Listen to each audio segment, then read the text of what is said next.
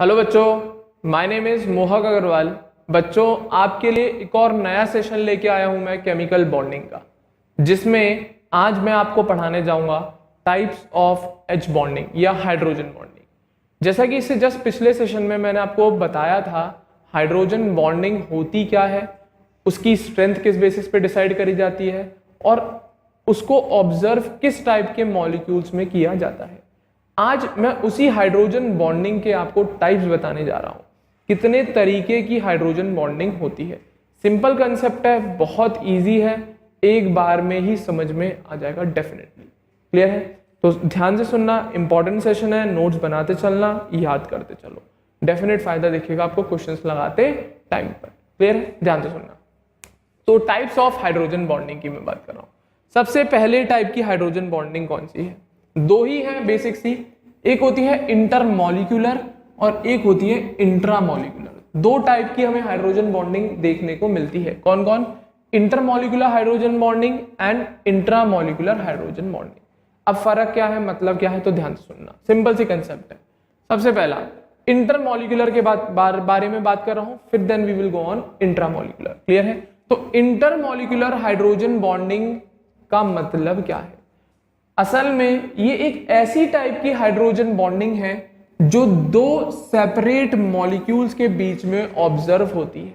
तो वही लिखा है, when H bonding is formed between two separate molecules. दो सेपरेट मॉलिक्यूल्स, भले ही वो नेचर में सेम हो, देखने में सेम हो, बट दो अलग अलग मॉलिक्यूल हैं, उनके बीच में जब एच बॉन्ड बनेगा तो उसको कहते हैं हम इंटरमॉलिक्यूलर एच बॉन्डिंग। जैसे एक सिंपल सा एग्जांपल देता हूं, HF है, तो ये है नेचर में सेम, ये भी HF ये भी HF, बट है तो दो सेपरेट मॉलिक्यूल ना, है तो दो सेपरेट मॉलिक्यूल, तो इनके बीच में जो बॉन्डिंग मिलेगी इसको कहते हैं हम इंटरमॉलिक्यूलर हाइड्रोजन बॉन्डिंग। दो सेपरेट मॉलिक्यूल के बीच में मिलने वाली बॉन्डिंग, एच बॉन्डिंग को हम इंटरमॉलिक्यूलर हाइड्रोजन बॉन्डिंग कहते हैं। अब दो सेपरेट मॉलिक्यूल से मतलब ये नहीं है कि ये दोनों डिफरेंट होने चाहिए, ऐसा नहीं है, सेम भी है बट है दो। क्लियर है? अब डिफरेंट भी हो सकते हैं, ऐसा कोई इशू नहीं है। वाटर ले लिया, एक HF ले लिया हमने, ऐसा कोई कंपल्शन नहीं है। बस ये कंपल्शन है कि दो सेपरेट मॉलिक्यूल्स होने चाहिए और उनके बीच में हमें ऑब्जर्व करनी है। दो सेपरेट मॉलिक्यूल्स होने चाहिए और उनके बीच में हमें ऑब्जर्व करनी है एच बॉन्डिंग। तो उस टाइप की एच बॉन्डिंग को हम इंटरमॉलिक्यूलर हाइड्रोजन बॉन्डिंग कहते हैं। क्लियर है? तब इस कंडीशन में आपके पास दो पॉसिबिलिटी है, या तो ये दोनों सेपरेट मॉलिक्यूल देखने में सेम हो या ये दोनों सेपरेट मॉलिक्यूल नेचर में डिफरेंट हो। क्लियर है? तो इस बेसिस पे अपन बात करेंगे होमो मॉलिक्यूल्स के केस में और हेटेरो मॉलिक्यूल्स में। कोई फर्क नहीं है, वैसे कोई क्लासिफिकेशन नहीं कर रहा हूं, बस ये बता रहा हूं कि दो सेपरेट के बीच में होती है, बस इतना ध्यान रखना है। अब वो दोनों सेम भी हो सकते हैं, डिफरेंट भी हो सकते हैं। सेम के केस दिखा रहा हूं, फिर डिफरेंट के केस दिखाऊंगा। सिंपल कंसेप्ट है, आसानी समझ में आना है। बस है हाइड्रोजन बॉन्डिंग जो पिछले सेशन में पढ़ी है, बस ये फर्क है, इंटर और इंट्रा कर दिया है। इंटर में दो सेपरेट मॉलिक्यूल के बीच में मिलती है, इंट्रा में क्या होगा वो आगे बात करेंगे। क्लियर है? तो देखना, इसके एग्जांपल्स के लिए मैंने वाटर, HF, अमोनिया ये सब लिए, तो इनके बीच में हमें इंटरमॉलिक्यूलर एच बॉन्डिंग देखने को मिलती है। जैसा कि एक एक करके एग्जांपल ले रहा हूं, मैं सबसे पहले ले रहा हूं वाटर का। H2O में हमें इंटरमॉलिक्यूलर देखने को मिलती है, क्या? Hydrogen bonding. कैसे मिलती है ध्यान से देखना, बन रहा है डायग्राम आपके सामने, इजी सा है, समझते चलना। H2O is liquid at room temperature due to presence of H bonding between water molecules। बहुत इंपॉर्टेंट लाइन लिखी है बच्चों। H2O जो है वो वाटर मॉलिक्यूल या लिक्विड स्टेट में मिलता है हमें नेचर में। जनरली ये लाइन इसलिए लिखी है, जब हम लोग ये पढ़ेंगे 16 ग्रुप, क्या पढ़ेंगे? 16 ग्रुप। जैसा कि अपन को पता है, पहले कौन आता है? ऑक्सीजन, फिर सल्फर, फिर सेलेनियम, फिर टेल्यूरियम, इस तरीके से ग्रुप चलता है इनका, हाँ या ना? तो जब हम ग्रुप में देखते हैं तो जनरली हम लोगों को ये गैसेस की फॉर्म में दिखती है। किसकी फॉर्म में दिखती है? गैसेस की फॉर्म में। H2S गैस होती है हमेशा, ध्यान रखना। वहीं पे जब नीचे जाते हैं तो हम लोगों को पता है जैसे जैसे मॉलिक्यूलर वेट बढ़ता है, फिजिकल स्टेट बदलती है, because of van der Waals forces. Because of van der Waals forces पढ़ा चुका हूं। जैसे जैसे हम लोग ग्रुप में नीचे जाते हैं, मॉलिक्यूलर मास बढ़ता है और उनकी फिजिकल स्टेट में चेंजेस दिखते हैं। तो इनिशियली ऊपर हमें गैसेस दिखेंगी, नीचे जाने पे लिक्विड आएगा, फिर सॉलिड आते हैं। बट ऑक्सीजन के केस में जो वाटर बन के आता है वो सबसे ऊपर है। तो हमारे अकॉर्डिंग वो गैसियस होना चाहिए था, क्योंकि उसका मॉलिक्यूलर वेट सबसे कम होता है, जस्ट लाइक H2S, क्योंकि H2S एक गैस होती है, आपको भी पता है, नहीं पता तो आज से याद रखना। H2S is a gas, रॉटन fish smell आती है, गंदी सी स्मेल आती है, बहुत गंदी। क्लियर है, हाँ या ना? H2S एक गैस होती है, क्यों? क्योंकि वो ग्रुप में ऊपर है, उसका मॉलिक्यूलर मास कम है, उसके अंदर वनडेबल फोर्सेस वीक हैं, तो डेफिनेटली उसके मॉलिक्यूल गैसियस फॉर्म में एग्जिस्ट करते हैं, या उसका नेचर गैसियस होता है। बट यही हम एक्सपेक्ट कर रहे थे वाटर के पास, यही हम सोच रहे थे कि वाटर में भी ऐसा ही होगा कि वाटर का मास कम है, वनडेबल फोर्सेस वीक होंगी, ये भी नेचर में गैसियस मिलेगा। बट ऐसा नहीं होता। Reason H bonding. तो वाटर का लिक्विड स्टेट में मिलना उसकी H बॉन्डिंग की वजह से होता है, कि वाटर भले ही उसका मॉलिक्यूलर मास कम है, but still it is liquid in nature, उसका नेचर उसके बावजूद भी लिक्विड है। क्लियर है? क्यों है? H बॉन्डिंग मिलती है। और कौन सी वाली मिलती है? इंटरमॉलिक्यूलर। कौन सी दिख रही है यहाँ पे? इंटरमॉलिक्यूलर H बॉन्डिंग, तो उसी की मैं बात कर रहा हूं। क्लियर है? सिंपल सा केस है, तो वही लिखा है, इसीलिए लाइन लिखी है ये। क्या? H2O is a liquid at room temperature due to presence of H bonding in between the water molecules. In water molecules के बीच में हमें H बॉन्डिंग मिलती है, इसीलिए। क्लियर है? तो जब हमने डायग्राम बनाया H बॉन्डिंग का, देखो ऑक्सीजन एटम, एक कोवेलेंट बॉन्ड, एक कोवेलेंट बॉन्ड, हाइड्रोजन हाइड्रोजन, इसी तरीके से ऑक्सीजन, एक हाइड्रोजन, एक हाइड्रोजन। तो H बॉन्डिंग देखियो जरा किसमें, ए किसको मैं मार्क कर रहा हूं, बी किसको मार्क कर रहा हूं, ध्यान से देखते चलना। ए किसको मार्क कर रहा हूं, बी किसको मार्क कर रहा हूं, ध्यान से देखते चलना। ए कौन जुड़ा है? H। ए से कौन जुड़ा है? H। किसके साथ H बॉन्डिंग शो करी है? बी के साथ, दिख गया होगा। क्लियर है? इसी तरीके से ए किससे जुड़ा है? H। किसके साथ H बॉन्डिंग शो करी है? बी के साथ, दिख गई। तो ये H बॉन्डिंग, ये H बॉन्डिंग। अब दो डिफरेंट मॉलिक्यूल के बीच में या दो सेपरेट मॉलिक्यूल के बीच में है, इसीलिए इंटरमॉलिक्यूलर H बॉन्डिंग बोल दिया गया। रफ कर रहा हूं, ध्यान से देख लेना। क्लियर है? तो ए कौन है, H कौन है और बी कौन है, वो दिख गया होगा आपको। क्लियर है? दो सेपरेट मॉलिक्यूल के बीच में है, इसीलिए इंटरमॉलिक्यूलर हाइड्रोजन बॉन्डिंग। दो सेपरेट मॉलिक्यूल के बीच में है, इसीलिए इंटरमॉलिक्यूलर हाइड्रोजन बॉन्डिंग। और इसी हाइड्रोजन बॉन्डिंग की वजह से वाटर हमें लिक्विड मिलता है, इसी हाइड्रोजन बॉन्डिंग की वजह से हमें वाटर लिक्विड स्टेट में देखने को मिलता है। ध्यान रखने वाली बात। वहीं पर अगर हम इसी के हैवियर मेंबर H2S की बात करते हैं, वो हमें गैसेस मिलता है, तो अगर हम मॉलिक्यूलर वेट के हिसाब से सोचते इसके बारे में, तो डेफिनेटली ये गैसियस होना चाहिए। बट एक्सेप्शनली ये लिक्विड होता है, बिकॉज इसके अंदर हमें इंटरमॉलिक्यूलर हाइड्रोजन बॉन्डिंग देखने को मिलती है। तो पहला केस आपका इंटरमॉलिक्यूलर हाइड्रोजन बॉन्डिंग का। क्लियर है? दूसरा सुनो भाई, HF का केस, स्पेशल केस है, इंपॉर्टेंट है, मार्क कर लेना।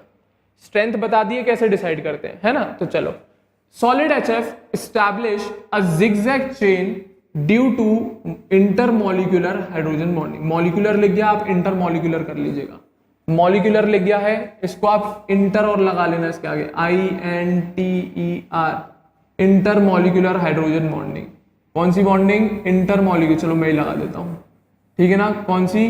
यहां पे लगा दे रहा हूं ऊपर, inter, INTER, intermolecular hydrogen bonding. तो सॉलिड HF में हमें इस टाइप का जिगजैग अरेंजमेंट दिखता है। किस टाइप का? इस टाइप का जो बन रहा है, देख, जिगजैग, कैसा जेड शेप बनती जाती है, जिगजैग अरेंजमेंट। और ये जिगजैग अरेंजमेंट भी इंटरमॉलिक्यूलर H बॉन्डिंग की वजह से आता है। किसमें? याद रखेंगे, सॉलिड HF में। किसमें भाई? Solid HF। तो HF, फिर HF, फिर HF, फिर HF, ठीक है ना? मार्क कर रहा हूं AB। ए से जुड़ा कौन? H। H ने H बॉन्डिंग किसके साथ शो करी? B के साथ। इस तरीके से यहाँ पे ए से जुड़ा कौन? H ने, अब इसके लिए ये B हो गया, B के साथ H बॉन्डिंग। ए से जुड़ा कौन? H ने B के साथ H बॉन्डिंग शो करी। ये फिनोमेना है। क्लियर है? और ये दो सेपरेट मॉलिक्यूल के बीच में बनी है, ये दो सेपरेट मॉलिक्यूल के बीच में बनी है, ये दो सेपरेट मॉलिक्यूल के बीच में बनी है H बॉन्डिंग। तो इंटरमॉलिक्यूलर H बॉन्डिंग है।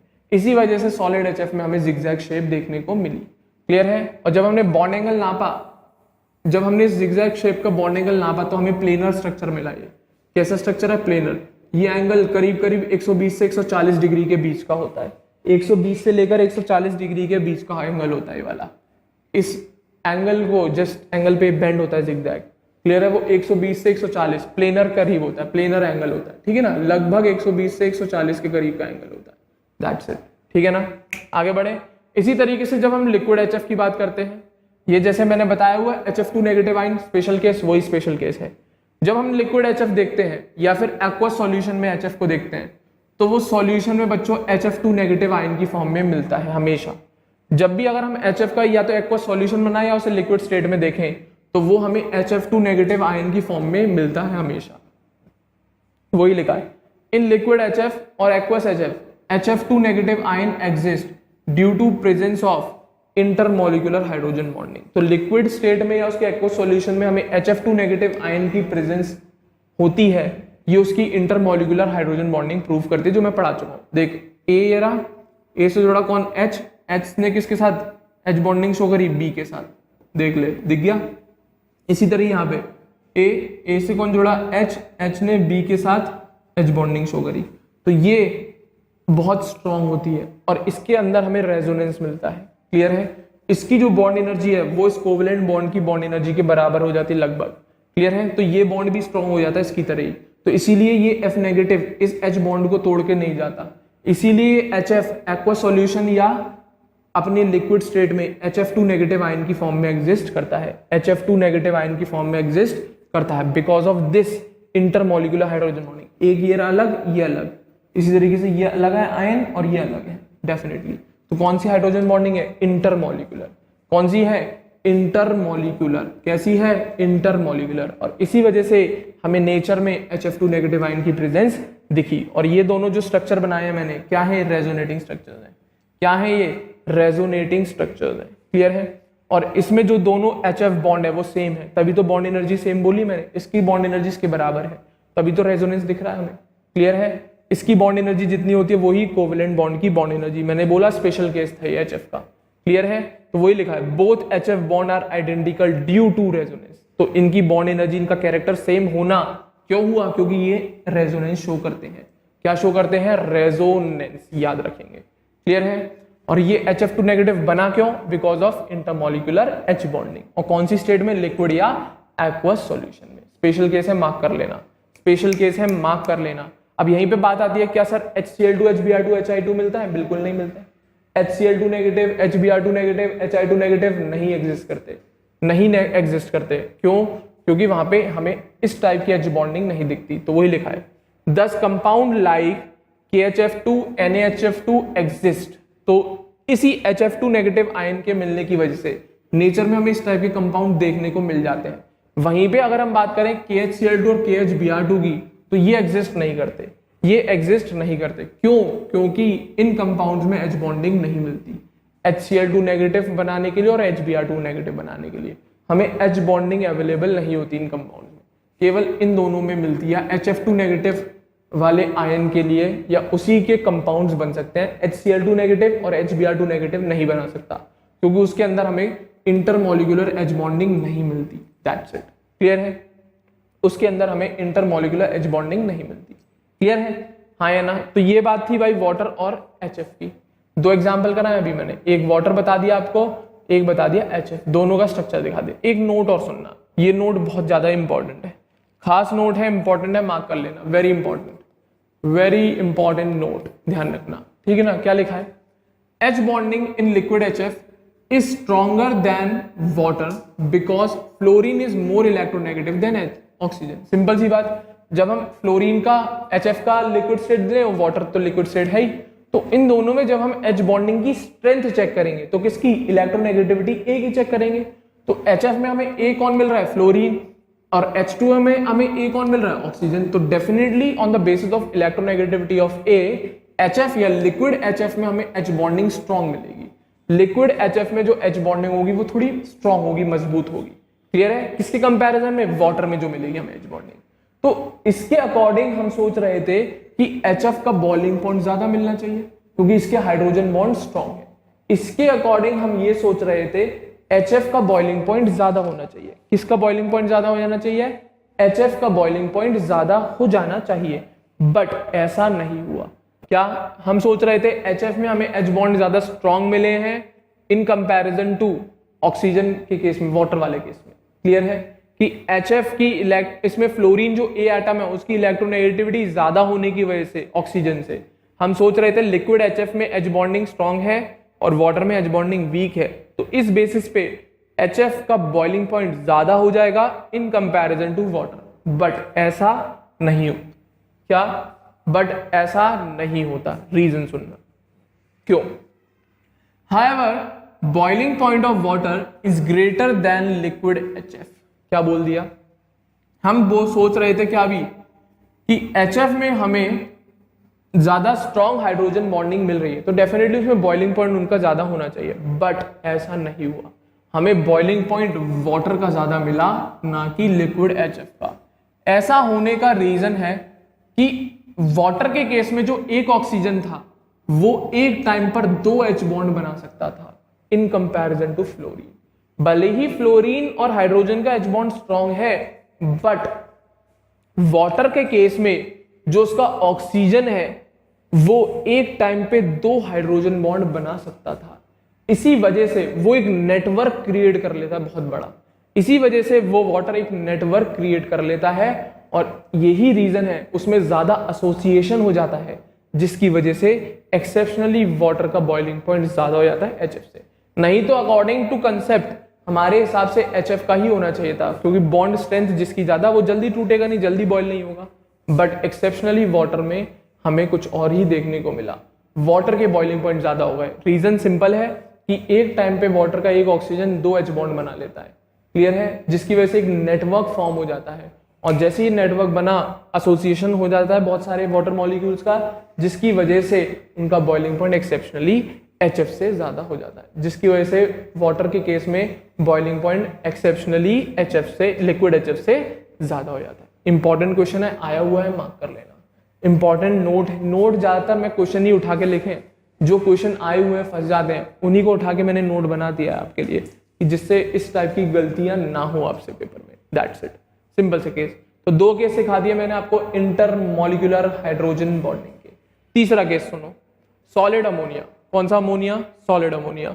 इसमें भी हमें हाइड्रोजन बॉन्डिंग मिलती है। तो सुनना, solid ammonia have all NH3 molecule in a same plane due to H bonding. तो सॉलिड अमोनिया में क्वेश्चन आया हुआ है कि जो NH3 मॉलिक्यूल है वो किस तरीके से अरेंज होते हैं। एक प्लेन में अरेंज हो जाते हैं, एक लाइन में, एक प्लेन में। ऐसे इसका ये A से कौन जुड़ा? H से कौन जुड़ा? B। इसी तरीके से अगले वाले के लिए ये A हो गया, A से कौन जुड़ा?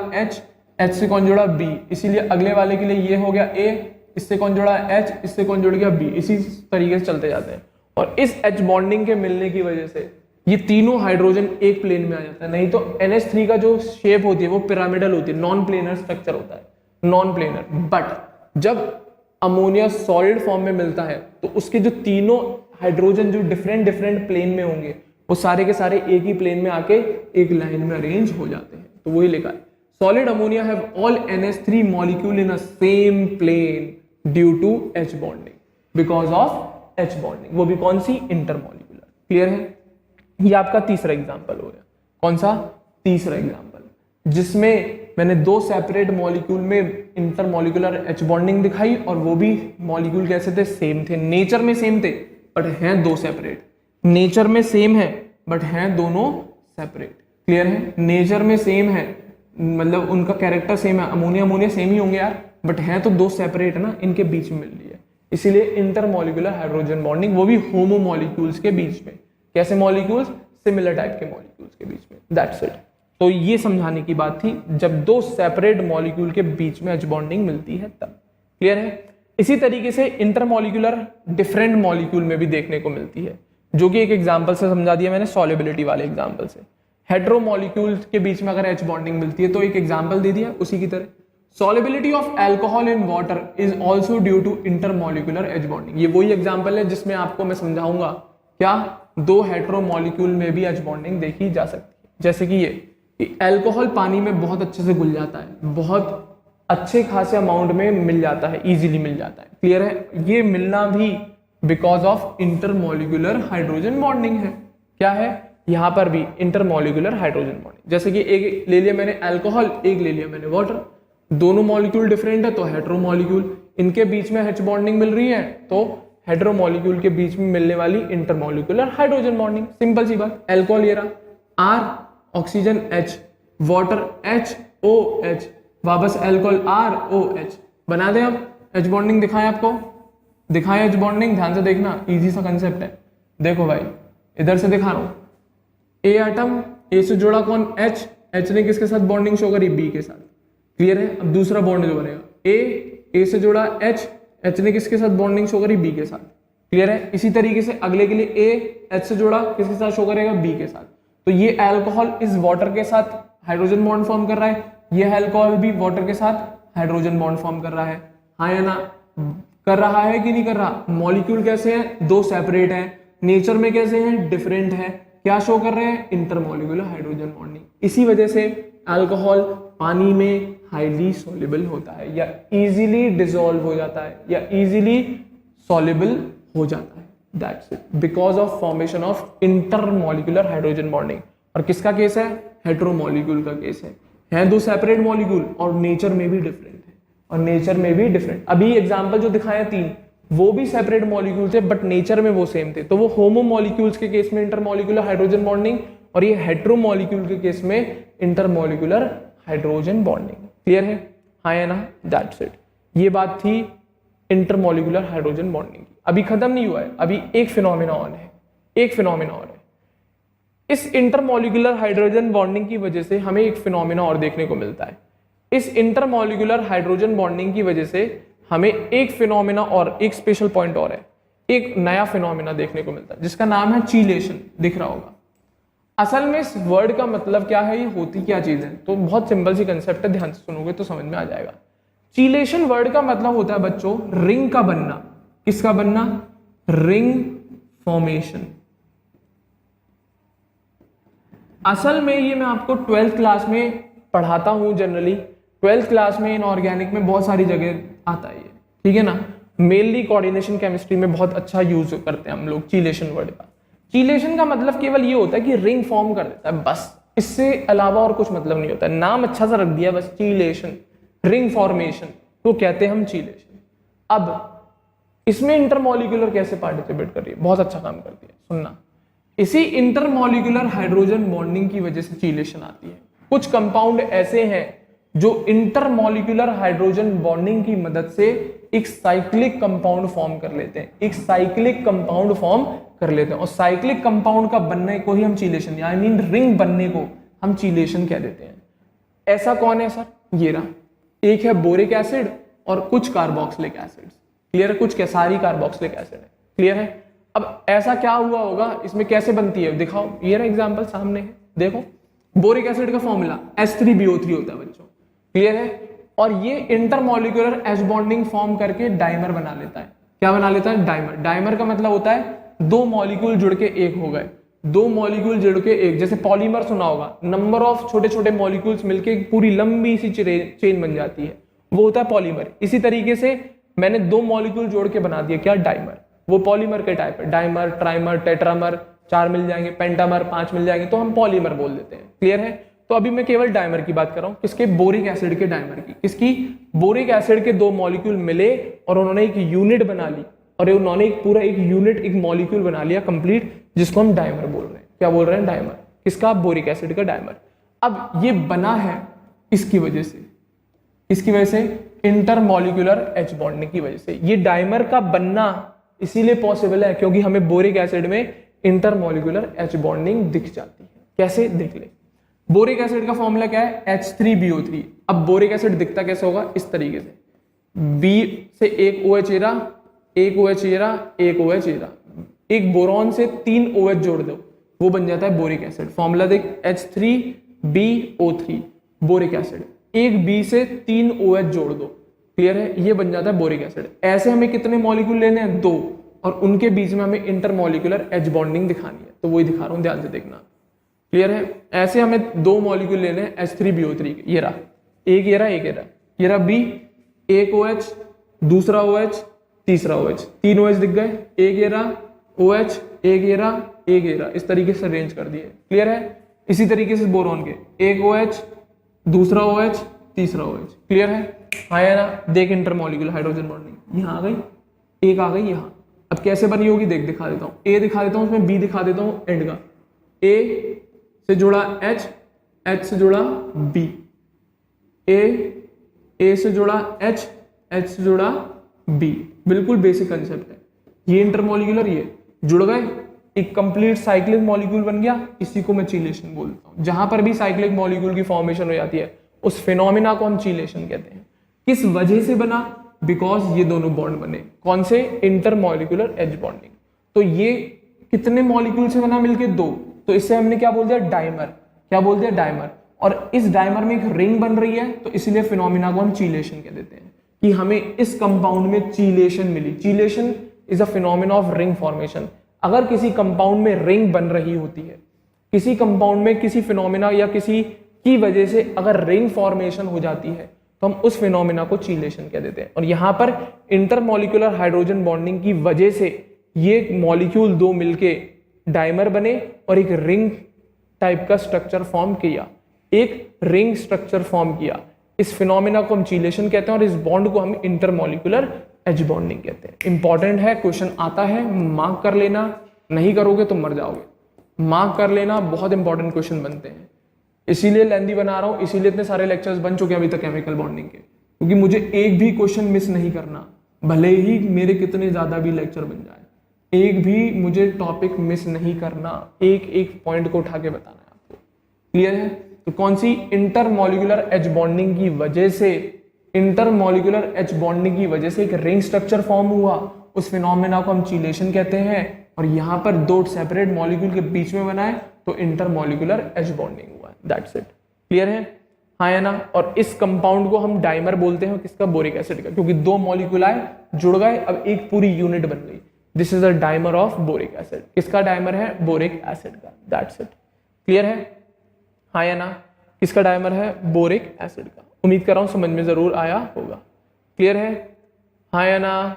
उम्मीद कर रहा हूं समझ में जरूर आया होगा। चलें एक और एग्जांपल देखो। क्या? कार्बोक्सिलिक एसिड वाला। किसका? कार्बोक्सिलिक एसिड का डाइमर बनाएंगे। ठीक है ना? वही कंसेप्ट है, एक कार्बोक्सिलिक एसिड RCOOH फॉर्मूला होता है। ठीक है, आपने एसिटिक एसिड वगैरह सुने होंगे, क्या लिख देते हैं? CH3 COO single bond OH, ये वही कार्बोक्सिलिक एसिड है। क्लियर है? CH3 C double bond O single bond OH, यही एसिटिक एसिड वगैरह कार्बोक्सिलिक एसिड, उनकी पूरी खानदान को बोलते हैं, फैमिली। ठीक है ना? तो क्या? Carboxylic acid. 2 मॉलिक्यूल जोड़ो, डाइमर बनाओ। यहां पर भी कितने मॉलिक्यूल जोड़ो? 2। RCOOH जोड़ो भाई, R ये रहा, इसमें CH3 पुट कर लियो, carbon double bond O double single bond O। Clear है? असल में OH है। ठीक है ना? एक O ये रहा। क्लियर है? वो कैसे जुड़ा होगा? डबल बॉन्ड से। क्लियर है? ये कैसे जुड़ा होगा? Single bond OH। इसी तरीके से यहाँ पे RC डबल बॉन्ड O, ये OH। क्लियर है? इंटरमॉलिक्यूलर एच बॉन्ड दिखाऊं यहां पर, देखो A से जुड़ा कौन? H, H से जुड़ा कौन? B। इसी तरीके से यहाँ पे A से जुड़ा कौन? H से जुड़ा कौन? B। खत्म बात। क्लियर है? कौन सा बॉन्ड बन गया? यहां पर और यहां पर इंटरमॉलिक्यूलर हाइड्रोजन बॉन्ड। क्या हुआ? रिंग फॉर्म हुई। क्या हुआ? एक रिंग फॉर्म हुई, तो कौन सा फिनोमिना मिला हमें? चीलेशन। कौन सा फिनोमिना मिला? चीलेशन। चीलेशन मतलब होता है रिंग का फॉर्म होना। तो डाइमर बना कार्बोक्सिलिक एसिड का, और ऐसा डाइमर बना कि उसमें एक रिंग का फॉर्मेशन हो रहा है, जिसकी वजह से हम चीलेशन कहते हैं। और जरूरी नहीं है हर तरीके के डाइमर में आपको रिंग ही दिखे, और पढ़ाएंगे आपको पॉलीमर्स में, उसमें भी पॉलीमराइजेशन होगा, एक से ज्यादा जुड़ेंगे बट रिंग नहीं बनेगी। जहां पर भी अगर डाइमर, ट्राइमर, टेट्रामर बनने पर रिंग आ रही है, तभी चीलेशन बोलना, नहीं तो हर किसी केस में मुंह उठा के चीलेशन बोल दिया मर जाओगे। हर किसी केस में हर कोई डाइमर चीलेशन शो नहीं करता। ऐसा कोई कंसेप्ट नहीं कि सर ने बताया 2 हमें चीलेशन मिलती है तो हर डाइमर में चीलेशन मिलेगी। ऐसे कंपाउंड्स बनाएंगे, आपको दिखाएंगे पॉलीमर जब पढ़ाऊंगा कि वहां पर डाइमर तो बना होगा और उसमें रिंग नहीं बनेगी। वो कंसेप्ट ही अलग होंगे, उसमें रिंग नहीं बनेगी, उसमें चेन बनती है। क्लियर है? तो हर केस में आप चीलेशन नहीं बोल सकते। चीलेशन तभी बोलेंगे जब उनके स्ट्रक्चर में आपका रिंग फॉर्मेशन दिखे, एक साइक्लिक, एक क्लोज्ड कंपाउंड, एक साइक्लिक चेन दिखे आपको, तभी आप उसमें चीलेशन बोलना, नहीं तो नहीं बोली जाती। यहां पर मिल रही है साइक्लिक चेन, तो डेफिनेटली चीलेशन होगी। किसकी वजह से हुई? इंटरमॉलिक्यूलर हाइड्रोजन बॉन्डिंग की वजह से। That's it. क्लियर है? किसकी वजह से हुई? इंटरमॉलिक्यूलर हाइड्रोजन बॉन्डिंग की वजह से। उम्मीद कर रहा हूं समझ में जरूर आया होगा। क्लियर है? हाँ या ना? तो ये तो बात हो गई भाई डाइमर फॉर्मेशन की। क्लियर है? अब एक और स्पेशल केस सुन ले। जब मैंने बताया अभी आपको ऊपर कि कार्बन और क्लोरीन भी काम कर सकते हैं इलेक्ट्रोनेगेटिव एटम का, ऑर्गेनिक का केस है, स्पेशल केस है, इंपॉर्टेंट है, very very very very very very very important, बहुत ज्यादा ही, कुछ हद से ज्यादा इंपॉर्टेंट कंसेप्ट। क्लियर है? जनरली ऑर्गेनिक अच्छा कंसेप्ट है, मजा आता है, क्वेश्चन बेहतरीन बनाता है वो, ठीक है ना। एच बॉन्डिंग किसकी वजह से? कार्बन की वजह से। स्पेशल केस है, मार्क कर लेना, ऑर्गेनिक में देखा जाता है, स्पेशल केस है, इस पे क्वेश्चन आया हुआ है 2 बार। क्लियर है? स्पेशल केस है, और यही छपा हुआ था एग्जाम्पल क्लोरोफॉर्म और एसीटोन का।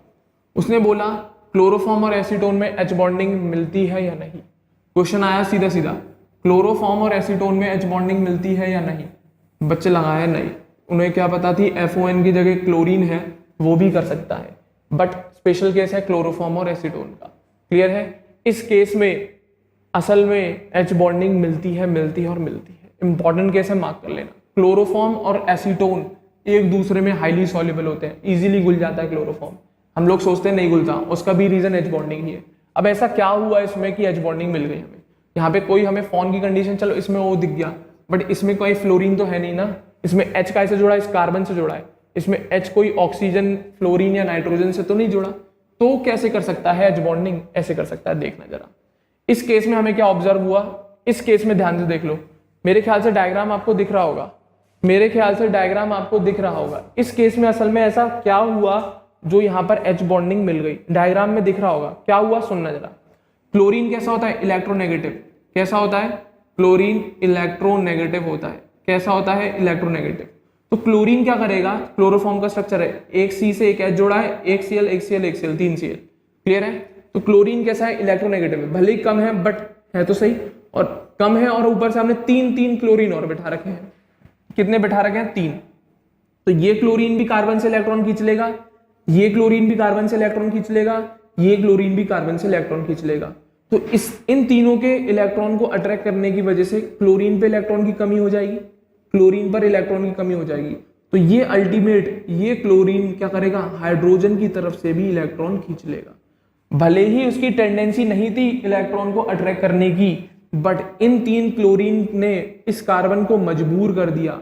इन तीनों क्लोरीन ने इस बीच में बैठे हुए बेचारे कार्बन को मजबूर कर दिया कि हाइड्रोजन की तरफ से इलेक्ट्रॉन खींच ला, कि हाइड्रोजन की तरफ से इलेक्ट्रॉन को खींच कर ले आओ। क्लियर है? बिकॉज क्लोरीन इलेक्ट्रोनेगेटिव होता है, और इन तीनों क्लोरीन ने मिलके इस बेचारे कार्बन को लूट लिया, इस कार्बन के सारे इलेक्ट्रॉन को अपनी तरफ अट्रैक्ट कर लिया। बट इसी को देखते हुए ये कार्बन ने क्या किया? क्योंकि भाई तुम मुझे लूट रहे हो, मैं किसी और को लूट लेता हूं। तो ये किसके इलेक्ट्रॉन लूट लेता है? इस हाइड्रोजन के।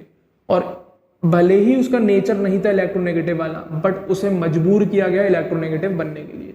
तो इस कंडीशन में जो हमें कार्बन मिल रहा होगा वो हाई इलेक्ट्रोनेगेटिविटी का मिल रहा होगा, बिकॉज प्रेजेंस ऑफ 3 क्लोरीन। क्योंकि 3 क्लोरीन की इलेक्ट्रोनेगेटिविटी ज्यादा, वो इलेक्ट्रॉन खींचते हैं, खींचते जाते हैं। इसी की वजह से कार्बन भी अल्टीमेट हाइड्रोजन की तरफ से इलेक्ट्रॉन को खींच लेता है, और इसकी इलेक्ट्रोनेगेटिविटी एक्सेप्शनली बढ़ जाती है इन केस ऑफ क्लोरोफॉर्म। तो क्लोरोफॉर्म का कार्बन इलेक्ट्रोनेगेटिव होता है अच्छा खासा, और इसी वजह से पार्शियल पॉजिटिव चार्ज डेवलप हो जाता है। किस पे? हाइड्रोजन पे। यही चाहिए था हमें, मेन यही चाहिए था, क्योंकि हाइड्रोजन बॉन्डिंग में यही काम कराया जा रहा था FON की मदद से, यही काम कराया जा रहा था FON की मदद से, जो यहाँ पे किसने? CCl3 ने कर दिया, या इस कार्बन ने कर दिया। और ये कार्बन इलेक्ट्रोनेगेटिव हुआ क्यों? क्योंकि इससे 3 क्लोरीन जो बैठे हुए हैं वो हाई इलेक्ट्रोनेगेटिविटी के हैं, उन्होंने इलेक्ट्रॉन को खींचा होगा और कार्बन से बोला तू भी खींच ले हाइड्रोजन की तरफ से। तो जैसे ही पॉजिटिव चार्ज जनरेट हुआ, एसीटोन का O लपक के आ जाता है कूद के, तो आया और इन दोनों ने H बॉन्डिंग शो कर ली, और इन दोनों ने H बॉन्डिंग शो कर ली। तो सिंपल सा कंसेप्ट है, इंपॉर्टेंट है, मार्क कर लेना। तो in case of organic chemistry chloroform और एसीटोन के बीच में हमें H बॉन्डिंग देखने को मिल जाती है। In case of organic chemistry हमें क्लोरोफॉर्म और किसके बीच में? एसीटोन के बीच में H बॉन्डिंग देखने को मिल जाती है। सिंपल सी बात है। क्लियर है? क्यों मिल गई वो भी मैंने रीजन बता दी, क्योंकि क्लोरीन होता है अच्छी खासी इलेक्ट्रोनेगेटिविटी का, तो वो इलेक्ट्रॉन को खींच लेता है, जिसका रिजल्ट कार्बन पे दिखता है। तो कार्बन भी मजबूरन हाइड्रोजन की तरफ से इलेक्ट्रॉन को खींच लाता है। तो जैसे ही उसने इलेक्ट्रॉन खींचे तो डेफिनेटली उसका इलेक्ट्रोनेगेटिविटी ज्यादा हो गया होगा। सिंपल सी कंडीशन। क्लियर है? और इसी वजह से H बॉन्डिंग मिलती है हमें क्लोरोफॉर्म और एसीटोन में। इसी वजह से हमें H बॉन्डिंग मिलती है क्लोरोफॉर्म और एसीटोन में। Simple as that. क्लियर है? उम्मीद कर रहा हूं ये स्पेशल केस भी समझ में जरूर आया होगा। सिंपल सा केस है, ज्यादा दिमाग मारने की जरूरत नहीं है। क्लोरीन ने खींचे कार्बन से, तो अल्टीमेटली कार्बन ने हाइड्रोजन से खींच लिए, जिसकी वजह से हाइड्रोजन पे पार्शियल पॉजिटिव चार्ज आया, और इसी पॉजिटिव चार्ज होने की वजह से हाइड्रोजन ने एसीटोन के ऑक्सीजन को वीकली अट्रैक्ट कर लिया, जिसको हम हाइड्रोजन बॉन्ड का नाम देते हैं। That's it, special case of organic. Clear है? हाँ या ना? आगे बढ़ूं, उम्मीद कर रहा हूं यहां तक समझ में आ गया होगा। क्लियर है? अब इसी से थोड़ा बहुत मिलता जुलता एक और एग्जाम्पल, जिसमें अपन बात कर रहे हैं सॉल्युबिलिटी की। किसकी बात कर रहे हैं? सॉल्युबिलिटी काई की सोडियम और अमोनियम आयन की वाटर में। किसकी? सोडियम और अमोनियम आयन की वाटर में सॉल्युबिलिटी। क्वेश्चन आता है कि इन दोनों में से पानी में ज्यादा सॉल्युबल कौन है, सोडियम है या अमोनियम आयन है? क्लियर है? क्वेश्चन आता है इन दोनों में से पानी में ज्यादा सॉल्युबल कौन है, सोडियम या अमोनियम आयन? क्लियर है? तो आंसर जाता है अमोनियम आयन। सोडियम के कंपैरिजन में NH4 पॉजिटिव ज्यादा सॉल्युबल होता है पानी में, ज्यादा सॉल्युबल होता है पानी में। रीजन नीचे लिख रहा है, बताने की जरूरत नहीं है, बता देता है फिर भी। रीजन नीचे वैसे लिख रहा है, उम्मीद कर रहा हूं आना खुद से चाहिए, बता चुका हूं वैसे। अच्छा, सोडियम और वाटर में कौन सी अट्रैक्शन फोर्स मिलती है, पढ़ा चुका हूं। सोडियम और वाटर के बीच में कौन सी अट्रैक्शन फोर्स मिलती है भाई, लिख रही है यहाँ पे, आयन डायपोल इंटरेक्शन। वंडरवल फोर्स होती है, पढ़ा चुका हूं आयन डायपोल में।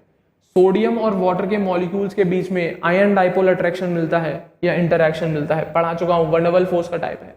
वहीं पे जब हम बात करते हैं किसकी, NH4 आयन की, तो इसके केस में हमें वाटर मॉलिक्यूल और NH4 के हाइड्रोजन के बीच में हमें H बॉन्डिंग दिखती है। क्यों? देख, ए एटम ये खुद हो गया, यहाँ पे भी H से जुड़ा, यहाँ पे भी H से जुड़ा, यहाँ पर भी H से जुड़ा, यहाँ पर भी H से जुड़ा। अब ये वाटर के ऑक्सीजन कौन हो गया, B हो गया, इसके साथ ये B हो गया, इसके साथ ये B हो गया, इसके साथ ये B हो गया, इसके साथ। तो डेफिनेटली A के साथ कौन जुड़ा हुआ है चारों तरफ, H, और उस H ने पानी के B वाले एटम ऑक्सीजन के साथ क्या, H बॉन्डिंग शो कर ली। तो अमोनियम आयन के केस में हमें क्या दिखती है, H बॉन्डिंग। और जैसा कि आपको बता चुका हूं, H बॉन्डिंग की स्ट्रेंथ ज्यादा होती है वंडरवल फोर्सेस से। तो वंडरवल फोर्स चाहे किसी भी टाइप की हो, तो H बॉन्डिंग की स्ट्रेंथ वंडरवल फोर्सेस से ज्यादा होती है। इसी वजह से इसकी स्ट्रेंथ ज्यादा है, ये स्ट्रेंथ का ऑर्डर लिखा है मैंने, क्या H बॉन्डिंग की स्ट्रेंथ ज्यादा है वंडरवल फोर्सेस से। इसी वजह से अमोनियम आयन Na आयन से ज्यादा सॉल्युबल है पानी में। इसी वजह से ammonium ion Na positive ion से ज्यादा सॉल्युबल है वाटर में। सिंपल एज दैट, कुछ दिमाग नहीं मानना। क्या सिंपल सी बात, रीजन एक देना है कि अमोनियम आयन में हमें हाइड्रोजन बॉन्डिंग दिखती है और सोडियम आयन के केस में हमें वंडरवल फोर्सेस दिखती हैं। इसी वजह से ammonium ion is more soluble in water than sodium ion. खत्म बात। इस टाइप के क्वेश्चन आते हैं। इसी तरीके से एक और क्वेश्चन है सॉल्युबिलिटी, अल्कोहल और अमीन्स का। सिमिलर केस, अल्कोहल और अमीन का भी केस इसी तरीके से है।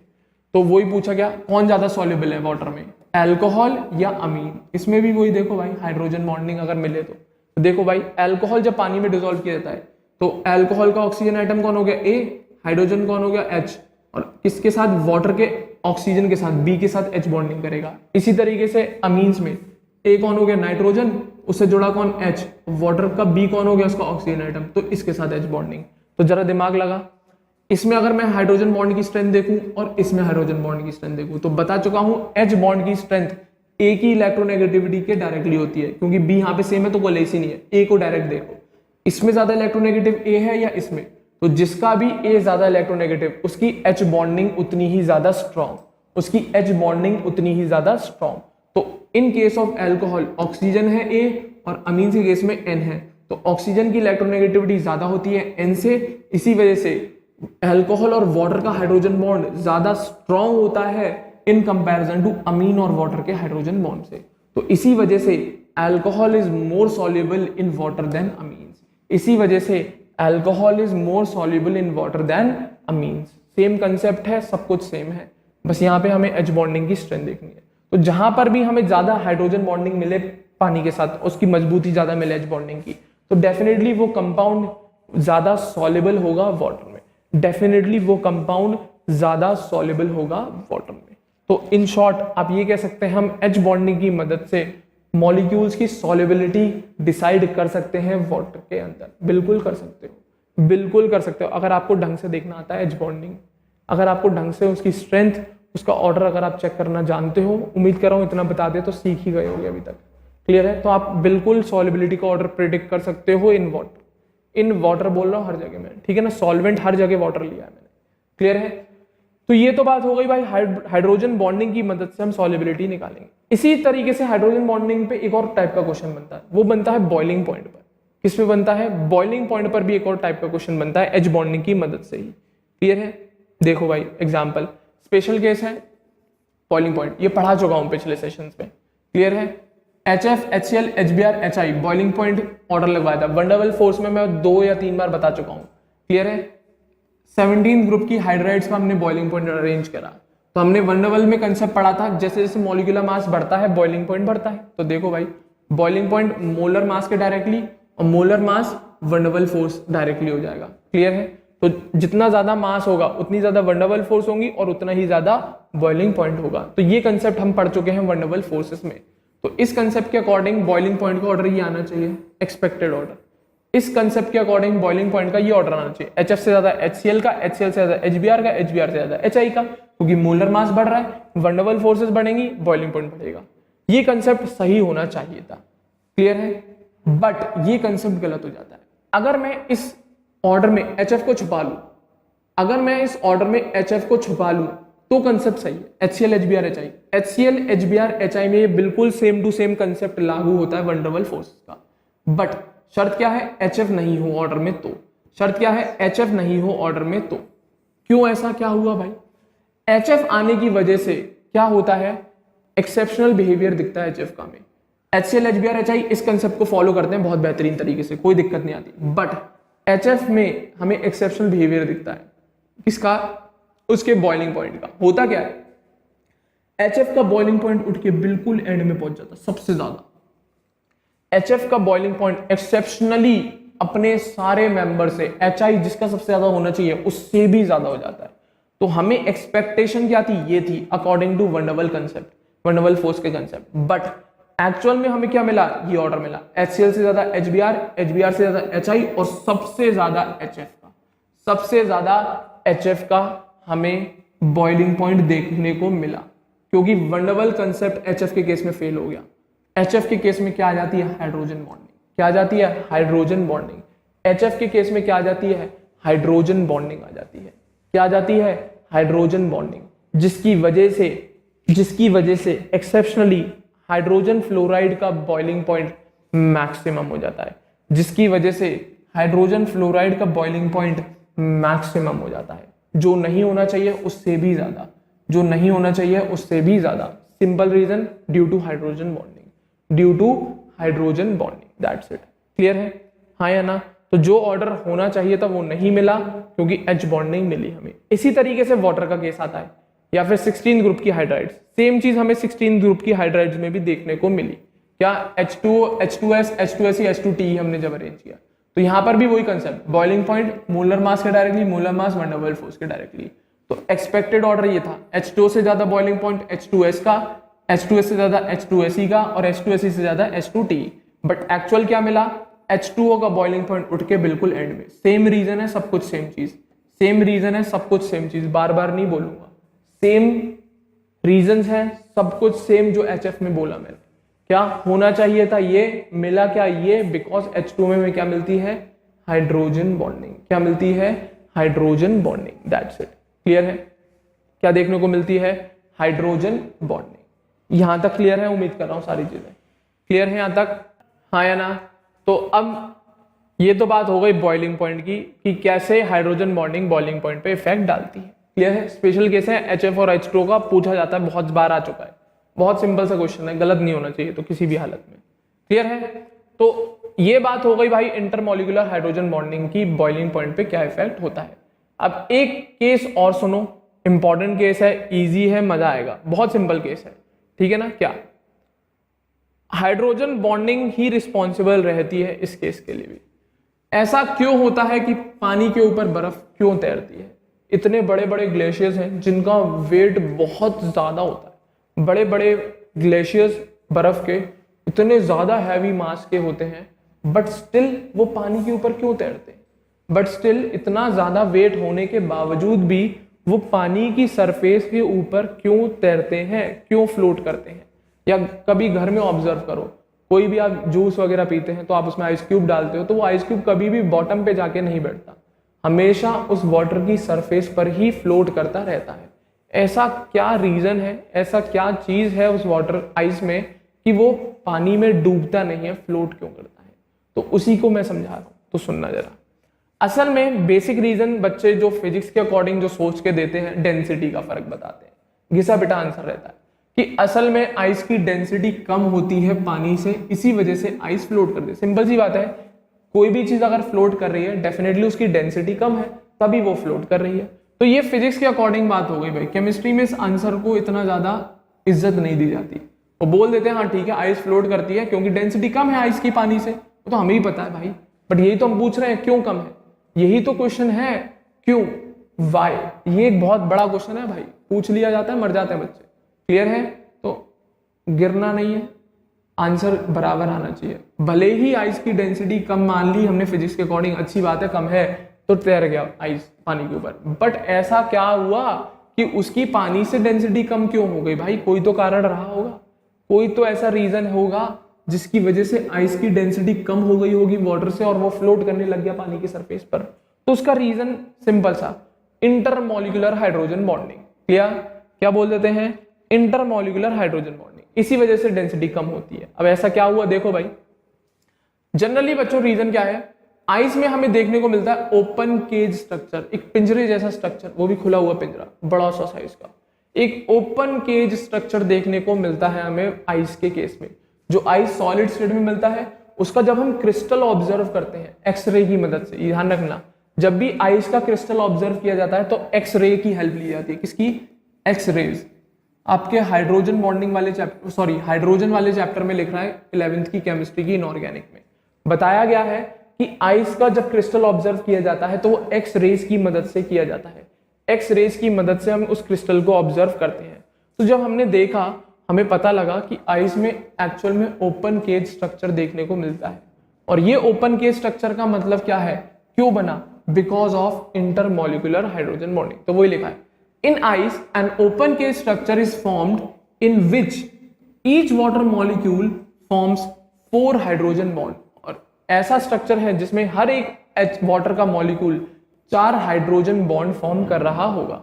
हर एक वाटर का मॉलिक्यूल 4 हाइड्रोजन बॉन्ड फॉर्म कर रहा होगा। एक ऐसा स्ट्रक्चर मिला हमें जिसमें हर एक वाटर का मॉलिक्यूल 4 हाइड्रोजन बॉन्ड फॉर्म कर रहा होगा। और ये जो 4 हाइड्रोजन बॉन्ड किसके साथ? वाटर मॉलिक्यूल के साथ ही बनाएगा। ऑब्वियस सी बात है, पानी में क्या है? H2O के मॉलिक्यूल्स ही तो हैं। तो वही बोला कि आइस का जो स्ट्रक्चर होता है वो ओपन केज मिलता है स्ट्रक्चर, और उसमें जो हर एक वाटर मॉलिक्यूल होता है वो 4 हाइड्रोजन बॉन्ड बना रहा होगा। किसके साथ? अपने पड़ोस के 4 वाटर मॉलिक्यूल्स के साथ, अपने पड़ोस के 4 वाटर मॉलिक्यूल के साथ। और ये जब बनाता है तो उन मॉलिक्यूल्स का जो अरेंजमेंट है वो इस प्रकार से होता है कि वो एक रेगुलर टेट्राहेड्रॉन की स्ट्रक्चर की फॉर्मेशन या ज्योमेट्री की फॉर्मेशन करते हैं। तो वही लिखा है। क्या आइस में हमें कैसा स्ट्रक्चर? ओपन केज मिला जिसमें हर वाटर मॉलिक्यूल 4 हाइड्रोजन बॉन्ड बना रहा है, और इसके जो ऑल दी 4 वाटर मॉलिक्यूल्स हैं are directed towards the corner of a regular tetrahedron. तो ये जो एक वाटर मॉलिक्यूल 4 बचे हुए वाटर मॉलिक्यूल के साथ हाइड्रोजन बॉन्डिंग बना रहा है, तो एक रेगुलर टेट्राहेड्रॉन के मैनर में अरेंज करता है उन 4 वाटर मॉलिक्यूल्स को। टेट्राहेड्रॉन मैनर क्या होता है? ये जैसे एक ये बैठा है, एक एक्स, दूसरा एक्स, तीसरा एक्स और चौथा x, 109 degree 28 minute, 109 degree 28 minute, ये होता है रेगुलर टेट्राहेड्रॉन। तो ये जो एक्स की पोजीशन है ये उन 4 वाटर मॉलिक्यूल की पोजीशन होगी जो इस बीच वाले वाटर मॉलिक्यूल से हाइड्रोजन बॉन्डिंग कर रहे होंगे। तो ये जो एक्स की पोजीशन है ये उन 4 वाटर मॉलिक्यूल की होगी जो वाटर मॉलिक्यूल्स इस बीच वाले वाटर मॉलिक्यूल के साथ एच बॉन्डिंग शो कर रहे होंगे। ये बोल रही है लाइन। तो इसी स्ट्रक्चर की वजह से जब हमने देखा तो हमें क्या मिला? हर वाटर मॉलिक्यूल 4 हाइड्रोजन बॉन्ड बना रहा था, और जब हमने उन सारे मॉलिक्यूल्स को कनेक्ट करके देखा तो हमें क्या मिला? बीच में एक वॉइड मिल रहे थे। ये पूरा एक केज लाइक स्ट्रक्चर बन जाता है और बीच में हमें वॉइड्स या होल्स दिख रहे थे। क्या दिख रहे थे? होल्स दिख रहे थे। बीचों बीच हमें इन मॉलिक्यूल के क्या दिख रहे थे? होल्स ऑब्जर्व हो रहे थे, वॉइड्स क्रिएट हो गए थे। जिन वॉइड्स की वजह से वॉल्यूम बढ़ जाती है। क्या बढ़ जाती है? वॉल्यूम बढ़ जाती है। जिन वॉइड्स की वजह से क्या? वॉल्यूम बढ़ जाती है। और जैसी वॉल्यूम बढ़ी डेंसिटी कम हो गई, क्योंकि वाटर मॉलिक्यूल्स तो नहीं बढ़े, बट क्या हुआ, एयर कैविटीज आने लग गई, वॉइड्स क्रिएट हो गए, होल्स क्रिएट हो गए, जिसकी वजह से वॉल्यूम बढ़ जाता है। क्या बढ़ जाता है? वॉल्यूम, और अल्टीमेटली उसकी डेंसिटी घट जाती है, अल्टीमेटली उसकी डेंसिटी घट जाती है। तो मेन कारण ये होता है आइस की डेंसिटी कम होने का कि उसके अंदर इंटरमोलिकुलर हाइड्रोजन बॉन्डिंग मिलती है और वो एक ओपन केस स्ट्रक्चर बनाता है जिसमें हमें बड़े बड़े वॉइड्स या होल्स दिखते हैं, जिसकी वजह से वॉल्यूम बढ़ जाती है और डेंसिटी घट जाती है, और इसी वजह से आइस फ्लोट करती है वाटर की सरफेस पर, इसी वजह से आइस फ्लोट करती है वाटर की सरफेस पर। दैट्स इट, सिंपल सा कंसेप्ट है, सिंपल सा कंसेप्ट है। हाँ या ना? क्लियर है? उम्मीद कर रहा हूं समझ में आया होगा। तो सर अब वाटर की डेंसिटी ज्यादा क्यों है ये भी बता दो। सिंपल सी बात, दिमाग लगाओ। जब हम आइस को मेल्ट करके वाटर बनाएंगे, मेल्ट करने का मतलब बॉन्ड ब्रेक कर रहे हो आप, क्लियर है? सिंपल सा कंसेप्ट। जब हम आइस को मेल्ट करके वाटर बनाते हैं तो ये जो हाइड्रोजन बॉन्ड बने हुए हैं ना, ये ब्रेक होते हैं, ये जो हाइड्रोजन बॉन्ड बने हुए हैं ये ब्रेक होना शुरू होते हैं, इसी वजह से वाटर की डेंसिटी बढ़ती चली जाती है। क्लियर है? तो सुनना जरा एक नोट, क्या बट वाटर की डेंसिटी भी कॉन्स्टेंटली बढ़ती नहीं है, एक टाइम तक ही बढ़ती है, फिर आगे जाके घटती है। तो सुनना, एक कंसेप्ट सिखा रहा हूं वाटर का केस की डेंसिटी, या वाटर की डेंसिटी में जो हमें चेंजेस ऑब्जर्व होते हैं उसके बारे में बात कर रहा हूं। वाटर की डेंसिटी में जो चेंजेस ऑब्जर्व होते हैं वो मैं बात कर रहा हूं। तो सुनना जरा, when ice melts H bonds are broken down। जब कोई इनिशियली आइस है, हम उससे उसे वाटर में ब्रेक कर रहे हैं, मेल्ट कर रहे हैं, तो इस टाइम पे H बॉन्ड होंगे जो आइस के अंदर, वो टूटना शुरू हो जाते हैं। तो जब आइस मेल्ट होती है तो उस आइस के जो हाइड्रोजन बॉन्ड्स होते हैं वो टूटते चले जाते हैं, और इसी वजह से वाटर मॉलिक्यूल्स पास आते चले जाते हैं, वाटर मॉलिक्यूल्स पास आते चले जाते हैं, जिसका क्या रिजल्ट होता है कि डेंसिटी बढ़ जाती है, जिसका क्या रिजल्ट होता है, डेंसिटी बढ़ जाती है पानी की। तो जनरली हम लोग के दिमाग में ये होता है, आपके पास अगर मैं एक बीकर में आपको पानी भर के दे दूं और कहूं आपको हीट करो, उसे बॉईल करो या हीट करके टेम्परेचर बढ़ाओ, तो आपके दिमाग में यही जनरली आएगा कि जब भी टेम्परेचर बढ़ाते हैं वॉल्यूम एक्सपैंड होता है। जनरली हमारे फिजिक्स का कंसेप्ट यही कहता है, टेम्परेचर बढ़ाने पे किसी का वॉल्यूम एक्सपैंड होगा, डेंसिटी कम हो जाएगी। बिल्कुल सही कहता है, बट वाटर के केस में ये कंसेप्ट अलग फॉलो होता है, क्योंकि केमिस्ट्री के लॉजिक्स लगते हैं, बॉन्डिंग के लॉजिक लगते हैं। तो क्या होता है, इनिशियली जब भी आइस मेल्ट होती है, हमें पता है टेम्परेचर बढ़ना है, बाद में बिल्कुल बढ़ेगा, कोई दिक्कत नहीं है, बट जब आइस मेल्ट होती है तो उस टाइम पे वॉल्यूम एक्सपैंड नहीं होता, वॉल्यूम कम हो जाता है, क्योंकि इनिशियली आइस में हमें बड़े बड़े वॉइड्स दिखते हैं बिकॉज ऑफ हाइड्रोजन बॉन्डिंग। जब हम वो आइस को मेल्ट करते हैं तो ये हाइड्रोजन बॉन्ड ब्रेक होते हैं, जिसकी वजह से ये वॉइड जो थे वो खत्म हो जाते हैं और इनके वाटर मॉलिक्यूल पास आ जाते हैं। उसका क्या रिजल्ट होता है कि उसकी वॉल्यूम घट जाती है और डेंसिटी बढ़ जाती है। तो हम लोग जनरली क्या सोच रहे थे फिजिक्स के अकॉर्डिंग, टेम्परेचर बढ़ेगा, आइस मेल्ट होगी, वॉल्यूम एक्सपेंड होगा, क्लियर है? बट ऐसा नहीं होता है।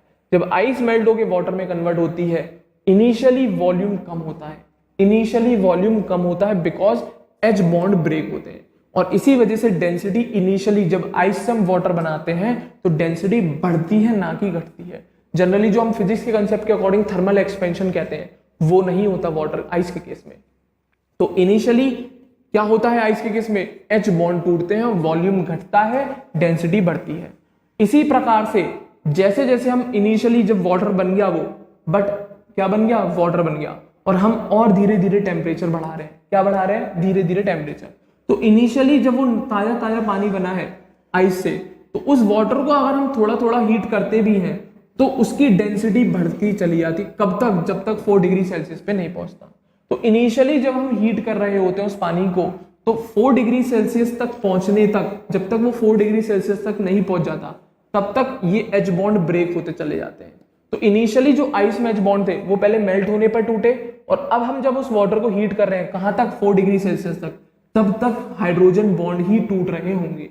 तब भी जब 0 डिग्री सेल्सियस का पानी बना है जो आइस से, उसको जब आप 4 डिग्री तक ले जाओगे तो उस ड्यूरेशन में भी ये H बॉन्ड ब्रेक होते हैं, मॉलिक्यूल्स पास पास आते हैं और डेंसिटी बढ़ती चली जाती है।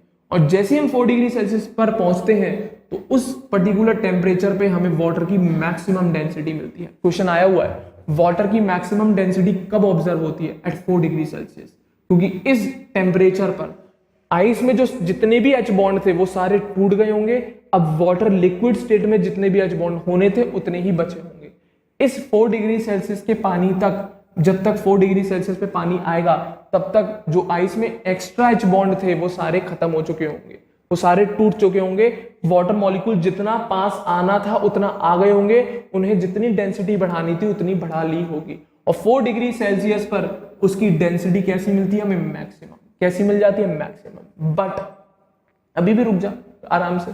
बट जैसे ही हम 4 डिग्री सेल्सियस के आगे बढ़ते हैं, जैसे ही हम हीट करते करते 4 डिग्री सेल्सियस के आगे बढ़ते हैं, टेम्परेचर को बढ़ाते हैं, but beyond 4 degree Celsius on increasing temperature density water की घट जाती है। बट अब ऐसा क्या हुआ सर, 4 डिग्री सेल्सियस के आगे आप और टेम्परेचर बढ़ा रहे हो और एच बॉन्ड टूटने चाहिए थे? नहीं, जितने टूटने थे उतने टूट चुके हैं। अब 4 डिग्री सेल्सियस के आगे हाइड्रोजन बॉन्ड की कोई ब्रेकिंग नहीं होगी। अब 4 डिग्री सेल्सियस के आगे फिजिक्स के कंसेप्ट थर्मल एक्सपेंशन लागू होगा। क्या लागू होगा? थर्मल।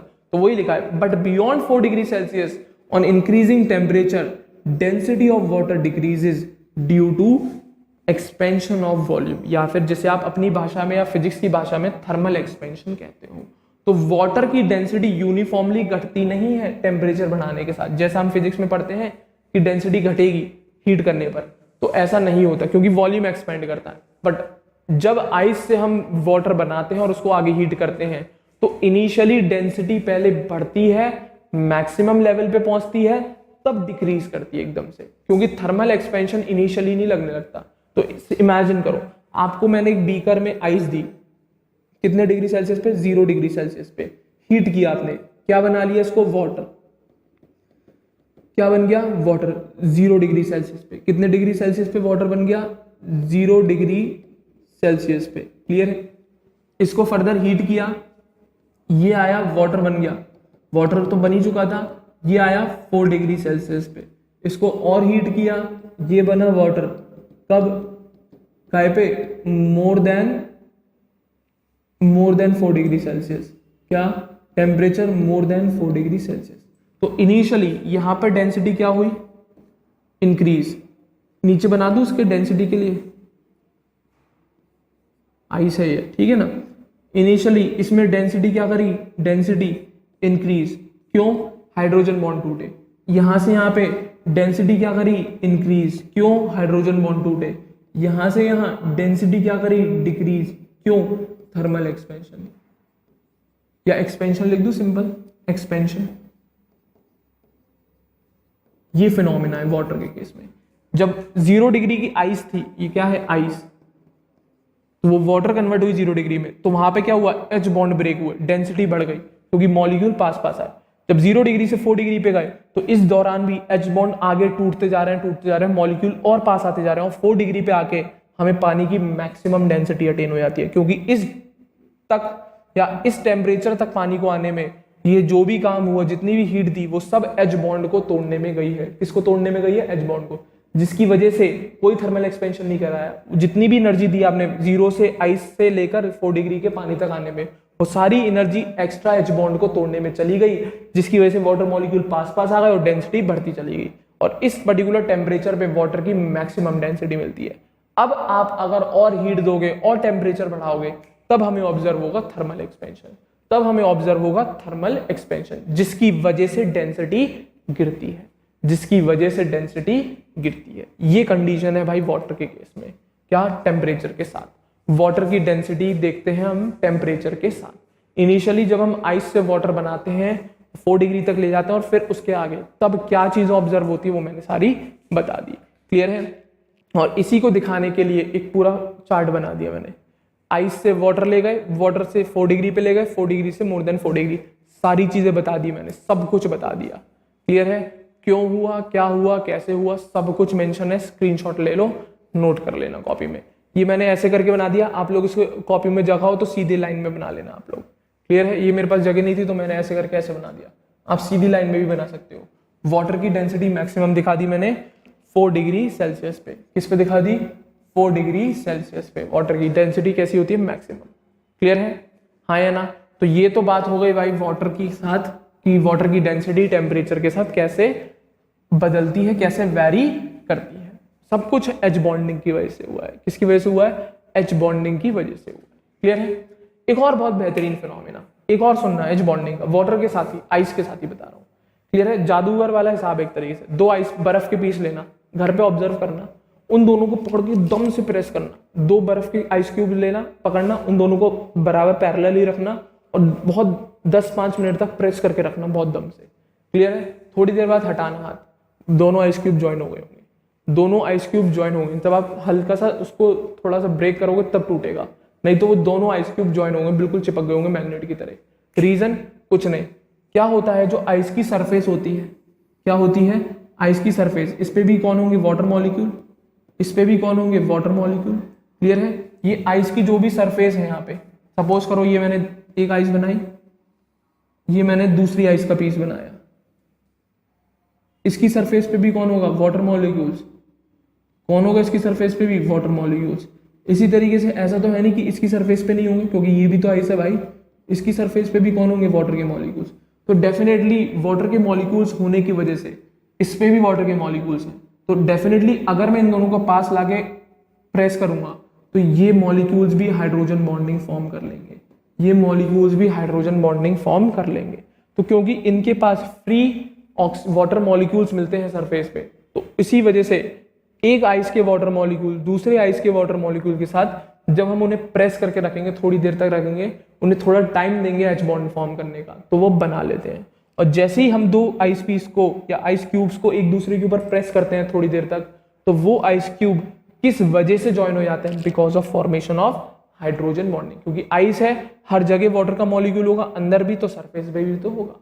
अब वाटर मॉलिक्यूल है दोनों में, तो डेफिनेटली एच बॉन्डिंग तो होने की टेंडेंसी होगी। तो वही लिखा है note, when two ice pieces are pressed over each other they get joined due to H bonding. तो वो ज्वाइन हो जाते हैं। प्रैक्टिकल करके देखना घर में, दो आइस क्यूब लेना, प्रेस करना, एक दूसरे के पैरेलल लगा के बिल्कुल दम से प्रेस करना, 10-5 मिनट तक रोकना, डेफिनेटली वो दोनों आइस क्यूब ज्वाइन हो जाते हैं। मैंने किया हुआ इसलिए बता रहा हूँ, डेफिनेटली वो दोनों आइस क्यूब ज्वाइन हो जाते हैं। क्यों? क्योंकि उनके बीच में क्या बन जाती है, एच बॉन्डिंग बन जाती है। क्या बन जाती है, हाइड्रोजन बॉन्डिंग फॉर्म हो जाती है। सिंपल सी कंडीशन। क्लियर है। क्या फॉर्म हो जाती है, हाइड्रोजन बॉन्डिंग। क्लियर है। उम्मीद कर रहा हूं सारी चीजें क्लियर होंगी वाटर और आइस से रिलेटेड, वाटर और आइस से रिलेटेड। सिंपल सा कंसेप्ट था, कुछ नहीं करना, दिमाग ज्यादा मारने की भी जरूरत नहीं पड़ी। क्लियर है। अब जो मैंने बोला कि टेट्राहेड्रल वाटर का स्ट्रक्चर होता है, बताया था, एक वाटर मॉलिक्यूल से 4 जुड़े हुए होते हैं, उसका स्ट्रक्चर ही बना दिया। ये रहा ए आपका, ये एक एक्स, ये दूसरा एक्स, ये तीसरा एक्स, ये चौथा एक्स, इसमें मैंने ऐसे बना दिया है। असल में जब हम इनका स्ट्रक्चर देखते हैं 3D स्पेस में, तो इस टाइप का स्ट्रक्चर मिलता है कुछ टेट्राहेड्रल मैनर में, कुछ इस टाइप का स्ट्रक्चर मिलता है। मैंने तो यहाँ पे क्रॉस लाइक स्ट्रक्चर बना दिया है, क्रॉस नहीं होता, इनका एंगल 90 नहीं होगा, 109 डिग्री 28 मिनट का होता है। तो एक वाटर मॉलिक्यूल बीच में है और 4 उसके चारों तरफ है, एक वाटर मॉलिक्यूल बिल्कुल बीच में है और 4 वाटर मॉलिक्यूल उसके चारों तरफ है। तो ए तो ये रहा आपका, एक ये रहा वाटर मॉलिक्यूल, दूसरा ये रहा, तीसरा ये रहा और चौथा ये रहा। टेट्राहेड्रली लगे हुए होते हैं इसके साथ, 109 डिग्री 28 मिनट के। तो वही लिखा है, each water molecule is surrounded by 4 other water molecules. हर एक water molecule 4 surrounding water molecule से जुड़ा हुआ होता है in a tetrahedral manner, in a tetrahedral manner. That's it, simple सी कंडीशन। क्लियर है। तो ये वही लाइन थी, वापस से रिपीट कर दिया। क्लियर है भाई। तो ये तो बात आपकी कंप्लीट हो गई इंटरमॉलिक्यूलर हाइड्रोजन बॉन्डिंग की। ये आपकी बात कंप्लीट होती है किसकी, इंटरमॉलिक्यूलर हाइड्रोजन बॉन्डिंग की। पहला टाइप हुआ है। क्लियर है, हाँ या ना। अब दूसरा टाइप बचा है कौन सा, इंट्रामॉलिक्यूलर हाइड्रोजन बॉन्डिंग। क्लियर है, उसे भी सुनिएगा ध्यान से, इंपॉर्टेंट सेशन है, मजा आएगा। इंपॉर्टेंट चीजें बता रहा हूँ इस सेशन में, ठीक है ना। क्या, इंट्रामॉलिक्यूलर हाइड्रोजन बॉन्डिंग। क्लियर है। अब इंटर में जैसे मैंने बोला 2 सेपरेट मॉलिक्यूल के बीच में बनती है। अब इंट्रा क्या, एक ही सिंगल मॉलिक्यूल बना लेता है अपने आप में, एक ही सिंगल मॉलिक्यूल बना लेता। तो सुनना जरा, when H bonding is form with in a single molecule. एक ही मॉलिक्यूल में अगर एच बॉन्डिंग मिल गई, उसे दूसरे मॉलिक्यूल की जरूरत ही नहीं है, तो उसे कहते हैं हम इंट्रामॉलिक्यूलर हाइड्रोजन बॉन्डिंग। क्या, एक ही मॉलिक्यूल है, उसने आपस में ही, अपने आप में ही, अपने स्ट्रक्चर के अंदर ही हाइड्रोजन बॉन्डिंग कर ली, तो वो इंट्रामॉलिक्यूलर हाइड्रोजन बॉन्डिंग का केस बन जाता है। क्लियर है। जनरली ऐसा हमें ऑर्थो सब्स्टिट्यूटेड फिनॉल्स में देखने को मिलता है। इसमें ऑर्थो सब्स्टिट्यूटेड फिनॉल्स, किसमें? ऑर्थो सब्स्टिट्यूटेड फिनॉल्स में देखने को मिलता है हमें ऐसा। किसमें देखने को मिलता है? Ortho substituted. अब ये ऑर्थो क्या है ये सुनना भाई, जब मैं आपको पढ़ाऊंगा बेंजीन वाला स्ट्रक्चर, हाइड्रोकार्बन ऑर्गेनिक केमिस्ट्री में आपको सिखाऊंगा मैं चीजें, तो ये होता है बेंजीन का स्ट्रक्चर बच्चों, ठीक है ना। अभी बना के दिखाता हूं आपको, थोड़ा बहुत शायद सुना होगा आपने 9th 10th क्लास में। ये होता है बेंजीन का स्ट्रक्चर, ये डबल बॉन्ड, ये डबल बॉन्ड, ये डबल बॉन्ड। इसमें मान लो यहाँ पे कोई बैठा है एक्स, कोई मिस्टर एक्स बैठे, क्लियर है। इसके रिस्पेक्ट में 3 पोजीशन देखी जाती है, 1 2 एंड 3, क्लियर है। अब ये पोजीशन सिमिलर 1 होती है, ये पोजीशन भी सिमिलर 1 होती है। तो इन पोजीशंस के नाम दे दिए गए हैं। इसे कहते हैं हम ऑर्थो, इसे कहते हैं हम मेटा, और इसे हम कहते हैं पैरा। स्पेलिंग लिखना ORTHO ortho, META Meta, PARA para. तो ये 3 पोजीशन होती हैं। जैसे जगह के नाम दे देते हैं वैसे इनकी पोजीशंस के नाम दे दिए गए with respect to mister x. यहाँ पे अगर कोई बैठा है तो ये पोजीशन उसकी ऑर्थो पोजीशन होगी, ये पोजीशन उसकी मेटा पोजीशन होगी, ये पोजीशन उसकी पैरा। केवल पोजीशन है, 1 2 3 की जगह ना देके नाम ऑर्थो मेटा पैरा नाम दे दिया गया है। तो इसी में हम ऑर्थो सब्स्टिट्यूटेड फिनॉल्स की बात कर रहे हैं। मतलब मिस्टर एक्स कौन हो गए? OH। कौन हो गए? OH। क्योंकि फिनॉल का स्ट्रक्चर भी दिखा देता हूं आपको मैं। फिनॉल का स्ट्रक्चर, फिनॉल कौन होता है? ये होता है फिनॉल। कुछ नहीं, बेंजीन बनाओ, एक क्या बनाओ? बेंजीन। ये रही बेंजीन, इसके ऊपर एक OH बिठा दो, ये होता है फिनॉल। अब इसकी ऑर्थो पोजीशन कौन हो गई? ये रही। इसकी ऑर्थो पोजीशन कौन हो गई? यहाँ पे। अब यहाँ पर कोई कंपाउंड बिठाना है क्योंकि लिखा है ऑर्थो सब्स्टिट्यूटेड फिनॉल। फिनॉल में ऑर्थो पोजीशन पे अगर हम किसी को बिठाएं तो उसे कहते हैं हम ऑर्थो सब्स्टिट्यूटेड फिनॉल्स। तो उनमें हमें हाइड्रोजन बॉन्डिंग देखने को मिल जाती है। तो अब यहाँ पे आप लोग सोच रहे होंगे सर ये आपने तो अभी बॉन्ड बना के दिखाया हमें बेंजीन में और फिनॉल में, यहाँ पे गोला बना दिया। अब इस गोले का भी सिग्निफिकेंस दिखाऊंगा आपको ऑर्गेनिक में। कुछ नहीं, वो रेजोनेंस मिलती है इसीलिए हम लोग गोला बना देते हैं। ये असल में ये 3 डबल बॉन्ड को रिप्रेजेंट करता है। किसको रिप्रेजेंट करता है? 3 ऑल्टरनेट डबल बॉन्ड को रिप्रेजेंट करता है। ये जो बनाए थे अभी मैंने, ऐसे देखो, ये जो बनाया है मैंने इस तरीके से 1 2 3, ये ऑल्टरनेट 3 डबल बॉन्ड है। ये गोला उसी को रिप्रेजेंट करता है, ये गोला उसी को रिप्रेजेंट करता है। तो सुनना जरा, ऑर्थो सब्स्टिट्यूटेड फिनॉल, एक नाम दे दिया है ऑर्थो नाइट्रोफिनॉल। मतलब फिनॉल की ऑर्थो पोजीशन में हमने नाइट्रो बिठाया। अब नाइट्रो क्या होता है? NO2, क्लियर है। फिनॉल की बेंजीन OH फिनॉल हो गया, उसके ऑर्थो पोजीशन में हमने क्या बिठाया? नाइट्रो, जिसको हम NO2 कहते हैं। नाइट्रो क्या क्या होता है? Nitro, NO2। तो ऑर्थो नाइट्रोफिनॉल, ऑर्थो पे नाइट्रो बिठाया तो फिनॉल। तो इसमें हमें इंट्रामोलिकुलर दिखती है। कैसे देख, ये कौन है? OH, ये कौन है? NO2। तो ध्यान से सुनना, क्या सुनना ध्यान से। ये A हो गया आपका, A से जुड़ा कौन? H, और NO2 का ये ऑक्सीजन कौन हो गया? B। इसके साथ शो कर ली। अब जरा ध्यान से देख, इस ये है तो एक ही मॉलिक्यूल या एक ही कंपाउंड, इसने किसी और दूसरे मॉलिक्यूल की हेल्प ली? नहीं। इसने किसी और दूसरे सेपरेट मॉलिक्यूल की हेल्प ली? नहीं। इसने अपने मॉलिक्यूल के अंदर ही व्यवस्था बना ली हाइड्रोजन बॉन्डिंग की। तो इस टाइप की हाइड्रोजन बॉन्डिंग को हम कहते हैं इंट्रामोलिकुलर हाइड्रोजन बॉन्डिंग। क्या कहते हैं? Intramolecular hydrogen bonding. जब मॉलिक्यूल अपने स्ट्रक्चर में ही खुद ही एडजस्टमेंट या हाइड्रोजन बॉन्डिंग कर ले तो उसे हम कहते हैं इंट्रामोलिकुलर हाइड्रोजन बॉन्डिंग। क्या बोलते हैं? Intramolecular hydrogen bonding. किसमें देखने को मिली? Ortho substituted phenol. Specially case नाम दिया, 3 एग्जांपल दिखा रहा हूं, उन्हीं को याद रखना। कौन? ऑर्थो नाइट्रोफिनॉल, इससे ज्यादा बाहर जाएगा ही नहीं। Ortho nitrophenol. इसी तरीके से एक और एग्जांपल है, वो सुन ले जरा। क्या? सैलिसिल्डिहाइड। ये भी ऑर्थो सब्स्टिट्यूटेड फिनॉल ही है। सैलिसिल्डिहाइड क्या? बेंजीन बनाया, OH बिठा दिया, फिनॉल बन गया, क्लियर है। इसकी ऑर्थो पोजीशन पे क्या बिठा दिया? CHO। एल्डिहाइड होता है भाई, CHO aldehyde, OH alcohol, clear है। पढ़ाएंगे सब ऑर्गेनिक में। तो ये कौन है? फिनॉल। बेंजीन के ऊपर OH बैठा है तो वो कौन हो गया? फिनॉल। उस फिनॉल के ऑर्थो पोजीशन पे मैंने एक एल्डिहाइड ग्रुप लगा दिया, CHO। तो अब कुछ नहीं, इसका फिनॉल का ऑक्सीजन A हो गया, इसका हाइड्रोजन H हो गया, और ये किसके साथ? एल्डिहाइड के ऑक्सीजन को B बना के हाइड्रोजन बॉन्डिंग शो कर लेगा। एल्डिहाइड के ऑक्सीजन को B बना के हाइड्रोजन बॉन्डिंग शो कर लेगा। तो मॉलिक्यूल ने किसी दूसरे मॉलिक्यूल की हेल्प ली? नहीं ली। तो इस टाइप की हाइड्रोजन बॉन्डिंग को हम क्या कहेंगे? Intramolecular hydrogen bonding. क्या बोलेंगे? Intramolecular hydrogen bonding. जब मॉलिक्यूल ने अपने स्ट्रक्चर के अंदर ही हाइड्रोजन बॉन्डिंग बना ली तो उसे हम इंट्रामोलिकुलर हाइड्रोजन बॉन्डिंग। सिमिलर एक और केस इसी की तरह, सैलिसिलिक एसिड। सिमिलर इसी की तरह एक और सैलिसिलिक एसिड, इसमें भी यही होता है, क्या बनाओ, फिनॉल, बेंजीन के ऊपर OH। अब इसके ऑर्थो पे क्या जोड़ना है हमें, COOH, क्या जोड़ना है, COOH, carboxylic group, acid group, क्या, COOH। तो बनाओ इसका OH ये रहा, A ये रहा, H ये रहा। अब कार्बोक्सिलिक एसिड का C डबल बॉन्ड हो, कौन हो जाएगा, B, इसके साथ हाइड्रोजन बॉन्डिंग कर ली।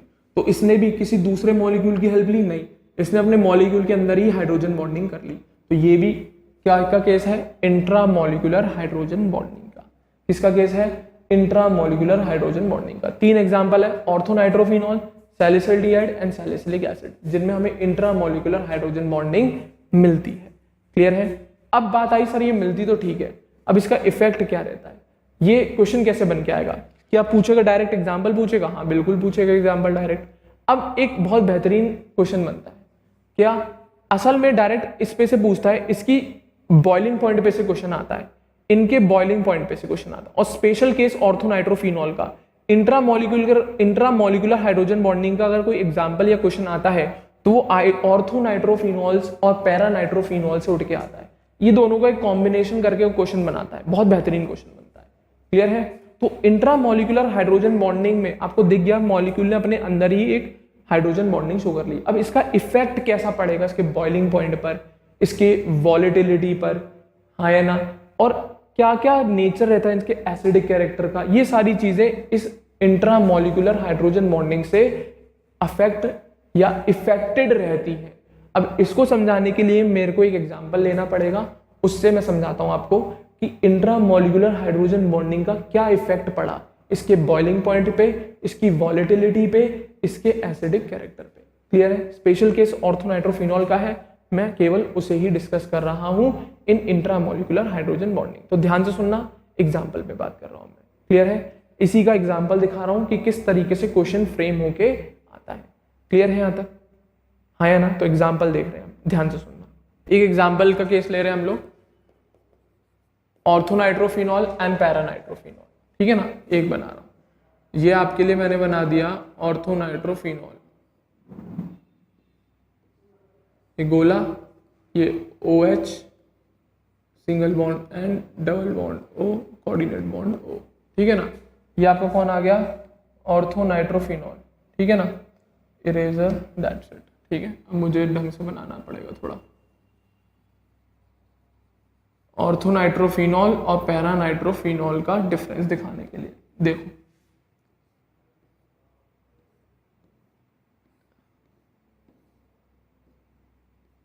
OH and this is N, double bond O, coordinate bond O, ठीक है। यहां पर मिल गया हाइड्रोजन बॉन्डिंग, ठीक है ना। कौन सा केस है, ऑर्थोनाइट्रोफिनॉल। अब बात आती है पैरानाइट्रोफिनॉल की, किसकी बात आती है, पैरा। तो पैरानाइट्रोफिनॉल में हमें क्या होता है, क्या दिखता है, इस तरीके से सुनना।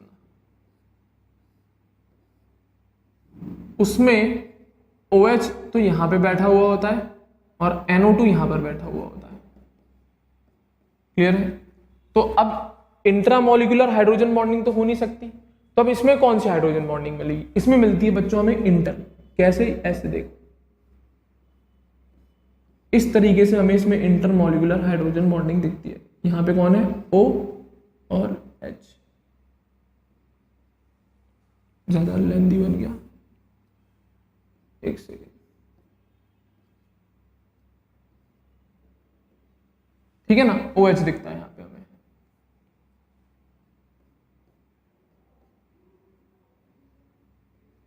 ऐसे दिखा देता हूं, है ना, यहां पे। तो यहां पर दिखती है हमें हाइड्रोजन बॉन्डिंग, इसमें इस जगह इंटरमॉलिक्यूलर, और नीचे NO2 वापस। और यहां पर हमें क्या, मॉलिक्यूल के अंदर ही दिख रही है। अगर हम बनाते भी है दूसरा भी अगर ऑर्थोनाइट्रोफिनॉल, तो उसमें भी देख ले। अगर मैं चल एक और मॉलिक्यूल बना दे रहा हूं आपके लिए ऑर्थोनाइट्रोफिनॉल का, अब चाहे इसमें भी देख लो आप, इसमें भी हमें इंट्रामॉलिक्यूलर ही मिलेगी, इंटरमॉलिक्यूलर तो नहीं मिलेगी। तो ऑर्थोनाइट्रोफिनॉल में हमें इंट्रामॉलिक्यूलर हाइड्रोजन बॉन्डिंग दिखती है और पैरानाइट्रोफिनॉल में हमें इंटरमॉलिक्यूलर। तो आप इन दोनों डायग्राम को देख के ये तो बता सकते होगे कि इसमें क्या हो रहा है, एक मॉलिक्यूल अकेला अकेला आइसोलेट हो गया, अलग अलग है बेचारा, इसको किसी दूसरे मॉलिक्यूल की जरूरत नहीं है, आपस में अपने आप आइसोलेट हो गए। बट यहाँ पर एक मॉलिक्यूल दूसरे को जोड़ के चला है, दूसरा तीसरे को जोड़ के चलेगा, वो अगले को जोड़ के चलेगा। तो यहाँ पर एक ग्रुपिंग क्रिएट हो रही है, एसोसिएशन क्रिएट हो रहा है, इकट्ठे हो रहे हैं मॉलिक्यूल्स। बट यहाँ पर क्या, मॉलिक्यूल अलग अलग आइसोलेट होगा। अब ये स्टेबल हो गया, अब इससे दूसरे किसी और की मतलब ही नहीं है, हमें नहीं करनी हाइड्रोजन बॉन्डिंग जब हम कर चुके हैं। तो इंट्रामॉलिक्यूलर हाइड्रोजन बॉन्डिंग जिस भी मॉलिक्यूल में मिलती है बच्चों, तो हमेशा ध्यान रखना उसमें आइसोलेशन हो जाता है मॉलिक्यूल्स का। मॉलिक्यूल अपने अपने में आइसोलेट हो जाते हैं, मॉलिक्यूल्स अपने अपने में आइसोलेट हो जाते हैं। और जहां पर हमें इंटरमॉलिक्यूलर हाइड्रोजन बॉन्डिंग मिलती है वहां पर आइसोलेशन का चक्कर नहीं है, सारे के सारे मॉलिक्यूल इकट्ठे झुंड में रहते हैं। क्यों, इसने इसके साथ एच बॉन्डिंग कर ली, इसने अगले के साथ कर ली होगी, उसने अगले के साथ कर ली होगी। तो इंटरमॉलिक्यूलर हाइड्रोजन बॉन्डिंग का केस हमेशा एसोसिएशन का रहता है और इंट्रामॉलिक्यूलर हाइड्रोजन बॉन्डिंग का हमेशा केस आइसोलेशन का रहता है। इसी वजह से इनके बॉइलिंग पॉइंट पे जमीन आसमान का फर्क पड़ता है। कैसे, देख, अब मैं आपको पहले प्रेडिक्ट कर दे रहा हूं, इनका बॉइलिंग पॉइंट कम होता है, इनका ज्यादा, डेफिनेटली। अब इसको समझाने के लिए एक बेसिक सा डिफरेंस, क्या, इन दोनों के बीच की अट्रैक्शन फोर्स देखो और इनके बीच की अट्रैक्शन फोर्स देखो, दिमाग लगाओ। Boiling point direct attraction force से देखा, इन दोनों मॉलिक्यूल्स में अट्रैक्शन फोर्स कौन सी लग रही है, एच बॉन्डिंग वाली। कौन सी लग रही है, यहां पर एच बॉन्डिंग लग रही है। हमें बॉइलिंग पॉइंट देखना है तो हम मॉलिक्यूल को देख के चल रहे हैं। इसमें कोई अट्रैक्शन फोर्स लग रही है, बिल्कुल लग रही है, पर एच बॉन्डिंग नहीं लग रही। इनमें जो हमें अट्रैक्शन फोर्स दिख रही है कौन सी है, क्या न्यूट्रल मॉलिक्यूल्स में कौन सी लगती है, वैन डर वाल फोर्स ऑफ अट्रैक्शन। कौन सी अट्रैक्शन, वैन डर वाल फोर्स ऑफ अट्रैक्शन।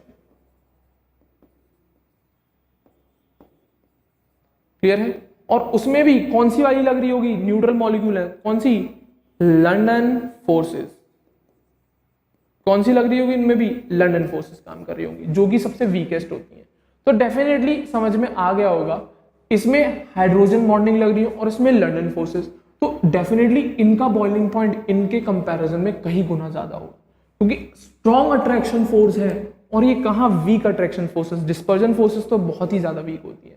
तो डेफिनेटली ऑर्थोनाइट्रोफिनॉल का बॉइलिंग पॉइंट कम होगा और पैरानाइट्रोफिनॉल का बॉइलिंग पॉइंट ज्यादा होगा। बॉइलिंग पॉइंट ऑर्थो का कम, बॉइलिंग पॉइंट पैरा से। क्लियर है, हाँ या ना, इतना तो समझ गए होंगे, ऑर्थो को ब्रैकेट में, पैरा को भी ब्रैकेट में। क्लियर है, तो रीजन समझ में आ गया होगा। क्यों, क्योंकि इसमें हमें इंटरमॉलिक्यूलर हाइड्रोजन बॉन्डिंग मिल जाती है, तो इनके बीच की लगने वाली अट्रैक्शन फोर्स इनके मॉलिक्यूल्स में वो कौन सी है, एच बॉन्डिंग।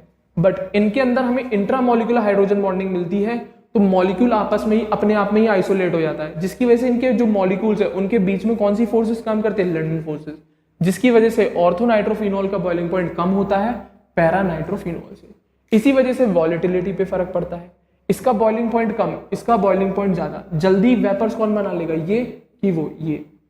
तो इसी वजह से ये मोर वॉलेटाइल है, वो लेस वॉलेटाइल है। सेम रीजन, उसमें एच बॉन्डिंग लग रही है, इसमें वन डबल फोर्स, क्योंकि आइसोलेट हो गया है मॉलिक्यूल। क्लियर है, तो इसमें क्या लग रही है, एच बॉन्डिंग, इसमें क्या लग रही है, वन डबल फोर्सेस। तो इसका बॉइलिंग पॉइंट कम, उसका ज्यादा, तो ये मोर वॉलेटाइल, कौन, मोर वॉलेटाइल, मोर वॉलेटाइल, और ये लेस वॉलेटाइल। ठीक है, क्वेश्चन आता है इसीलिए दे रहा हूं, ये क्या, लेस वॉलेटाइल। क्लियर है, हाँ या ना, बॉइलिंग पॉइंट समझ में आ गया, वॉलेटिलिटी समझ में आ गई। अब बात आती है एसिडिक कैरेक्टर की, वो बहुत इंपॉर्टेंट बात है समझने के लिए। एसिडिक कैरेक्टर की बात आती है तो बॉइलिंग पॉइंट ज्यादा उसका, इसका कम, वॉलेटिलिटी इसकी ज्यादा उसकी कम। अब बात आती है एसिडिक कैरेक्टर की, तो ऑर्थोनाइट्रोफिनॉल का एसिडिक कैरेक्टर कम होता है in comparison to para. Reason सुनियो क्यों होता है ऐसा, ये भी सुन ले। चक्कर क्या होता है, ऑर्थोनाइट्रोफिनॉल का जो असल में एसिडिक कैरेक्टर होता है वो फिनॉल के H की वजह से होता है, क्योंकि हमें यही हाइड्रोजन H+ की फॉर्म में मिलना चाहिए था, ऑर्गेनिक में भी आएगा। असल में ऑर्थोनाइट्रोफिनॉल का ये OH जो है, इसी का H हमें H+ आयन की फॉर्म में मिलना चाहिए था, बट ऑर्थोनाइट्रोफिनॉल में ये H इस NO2 के ऑक्सीजन के साथ हाइड्रोजन बॉन्डिंग में चला जाता है, इस NO2 के ऑक्सीजन के साथ हाइड्रोजन बॉन्डिंग में चला जाता है, जिसकी वजह से ये हाइड्रोजन इजीली फ्री नहीं हो पाता, जिसकी वजह से ये हाइड्रोजन इजीली फ्री नहीं हो पाता। और ऐसा फिनोमेना हमें इस ऑर्थोनाइट्रोफिनॉल के हर मॉलिक्यूल में दिख रहा होगा, हर मॉलिक्यूल में, कि उसका हाइड्रोजन क्या इंट्रामॉलिक्यूलर हाइड्रोजन बॉन्डिंग में चला गया होगा और वो फिक्स हो गया होगा, अब वो इजीली H+ आयन की फॉर्म में नहीं आ पाएगा। बट पैरा की जब बात आती है तो बात तो पैरा में भी सर यही है, क्योंकि पैरा भी हाइड्रोजन बॉन्डिंग शो कर रहा है, क्योंकि पैरा फॉर्म के भी ऑक्सीजन और वो OH वाला हाइड्रोजन बॉन्डिंग शो कर रहा है, बिल्कुल कर रहा है। बट इनके केस में जो टर्मिनल वाले मॉलिक्यूल्स होंगे उनके हाइड्रोजन तो यूज नहीं हो रहे होंगे हाइड्रोजन बॉन्डिंग के, क्योंकि इन्होंने एसोसिएशन करा है। अब चल एसोसिएशन 10 मॉलिक्यूल का हो गया, 20 मॉलिक्यूल का हो गया, ऐसा तो नहीं है कि पूरी की पूरी सारे बीकर में जितने भी मॉलिक्यूल है वही सारे एसोसिएशन में चले गए होंगे, जाते हैं लिमिट में एसोसिएशन होता है। इसमें तो जरूरत ही नहीं है एसोसिएशन की, ये तो आइसोलेशन है, इन्हें कोई कलेश ही नहीं है। इनमें एसोसिएशन होता भी है तो 20 मॉलिक्यूल का हो गया, 30 मॉलिक्यूल मोर देन इनफ, इससे ज्यादा एसोसिएशन नहीं दिखता। तो इसी वजह से इनके केस में हमें कुछ ना कुछ जरूर OH फ्री मिल रहे हो, क्योंकि देख टर्मिनल वाला ये OH किसी के साथ नहीं बना रखी होगी, बाकियों ने बना ली होगी। अब चेन खत्म भी तो होगी भाई कहीं, क्लियर है, और कहीं से शुरू तो हुई होगी, तो डेफिनेटली जो टर्मिनल पे हमें OH मिलते हैं उनके H+ मिल जाते हैं हमें। तो पैरा वाले के केस में हमें कुछ अमाउंट में H मिल ही जाते हैं, बट ऑर्थो वाले केस में तो कोई पॉसिबिलिटी नहीं है, क्योंकि सारे के सारे इंट्रामोलिकुलर शो कर लेंगे, तो इंट्रामोलिकुलर हाइड्रोजन बॉन्डिंग कर लेंगे और वो फ्री नहीं होंगे। बट इसके केस में इंटरमोलिकुलर भले ही हो गए, बट कुछ टर्मिनल वाले पैरा मॉलिक्यूल्स के OH वाला हाइड्रोजन फ्री होगा, जिसे हम इजीली H+ की फॉर्म में निकाल सकते हैं। तो इसी वजह से पैरा नाइट्रोफिनॉल का एसिडिक कैरेक्टर ज्यादा होता है ऑर्थो से, क्योंकि इनके अंदर हमें इंट्रा की वजह से, इंट्रामोलिकुलर हाइड्रोजन बॉन्डिंग की वजह से इनके हाइड्रोजन फिक्स हो जाते हैं, और पैरा वालों में होती है इंटर, बिल्कुल फिक्स होते हैं हाइड्रोजन, बट सारे नहीं होते, कुछ ना कुछ जरूर फ्री होते हैं। एसिडिक कैरेक्टर की बात आती है, एसिडिक कैरेक्टर ऑर्थो का लेस होता है, किसके, एसिडिक कैरेक्टर पैरा के, क्लियर है, ध्यान रखना, इंपॉर्टेंट चीज है। क्यों? क्योंकि इसके सारे हाइड्रोजन फिक्स हो जाते हैं because of intramolecular hydrogen bonding, but इसके सारे नहीं होते, होती है इंटर, बट टर्मिनल वाले मॉलिक्यूल्स, इनकी चेन के जो चेन्स बनेंगी बहुत सारी, उनके टर्मिनल वाले मॉलिक्यूल में जो OH होगा वो फ्री होगा और उसका H आयन हमें H+ की फॉर्म में मिल जाता है। तो इसीलिए एसिडिक कैरेक्टर की जब बात आती है तो पैरा का एसिडिक कैरेक्टर ज्यादा होता है ऑर्थो होगा, दैट्स इट। तो इस टाइप के क्वेश्चन बन के आ जाते हैं इंट्रामोलिकुलर हाइड्रोजन बॉन्डिंग पे, कि उसका बॉइलिंग पॉइंट इंटर की वजह से क्या कम होगा, ज्यादा होगा, वॉलेटिलिटी कैसी होगी, एसिडिक कैरेक्टर कैसा होगा, दैट्स इट। इससे ज्यादा एक रत्ती भर का क्वेश्चन नहीं बनता इंट्रामोलिकुलर हाइड्रोजन बॉन्डिंग पे से। सिंपल सा कंसेप्ट आना चाहिए आपको कि असल में हुआ क्या, मॉलिक्यूल के अंदर ही हाइड्रोजन बॉन्डिंग हो जाती है, उसे हम कह देते हैं intramolecular hydrogen bonding, that's it. तो ये आपका कंप्लीट होता है हाइड्रोजन बॉन्डिंग के टाइप्स। मैंने आपको दोनों तरीके के बता दिए, इंटरमोलिकुलर एंड इंट्रामोलिकुलर। इंटर पे से क्वेश्चन कैसे आते हैं वो भी सारे डिस्कस कर लिए, इंट्रा पे से अगर आता है तो किस बेसिस पे या किस तरीके से आता है वो भी मैंने आपको बता दिया विद देयर रीजंस, क्लियर है। तो उम्मीद कर रहा हूं यहां तक सारी चीजें आपको कंफर्म होंगी regarding types of hydrogen bonding, that's all for hydrogen bonding, clear है। तो ये आपका समाप्त बिल्कुल एंड होता है हाइड्रोजन बॉन्डिंग, क्लियर है। एक पॉइंट नहीं छोड़ा, हर पॉइंट को मैंने क्लियर कराया है, सारे क्वेश्चंस करा दिए, हर टाइप से किस तरीके से किस टाइप से क्वेश्चन बन के आता है वो सारी चीजें आपको बता दी है मैंने इस सेशन में, क्लियर है। तो उम्मीद कर रहा हूँ सारी चीजें समझ में जरूर आई होंगी। आप शर्त क्या है, नोट जरूर बना रहे होंगे, तो क्लियर है। तो इस सेशन को बच्चों मैं ही एंड कर रहा हूँ। उम्मीद कर रहा हूँ आप लोगों को मेरी वीडियो जरूर पसंद आई होगी, तो वीडियो को जरूर लाइक करें और हमारे चैनल अग्रबंधु ज्ञान केंद्र को सभी बच्चे जरूर सब्सक्राइब करें, क्लियर है बच्चों। तो अगले सेशन में एक नए टॉपिक के साथ मिलता हूँ। Thank you very much.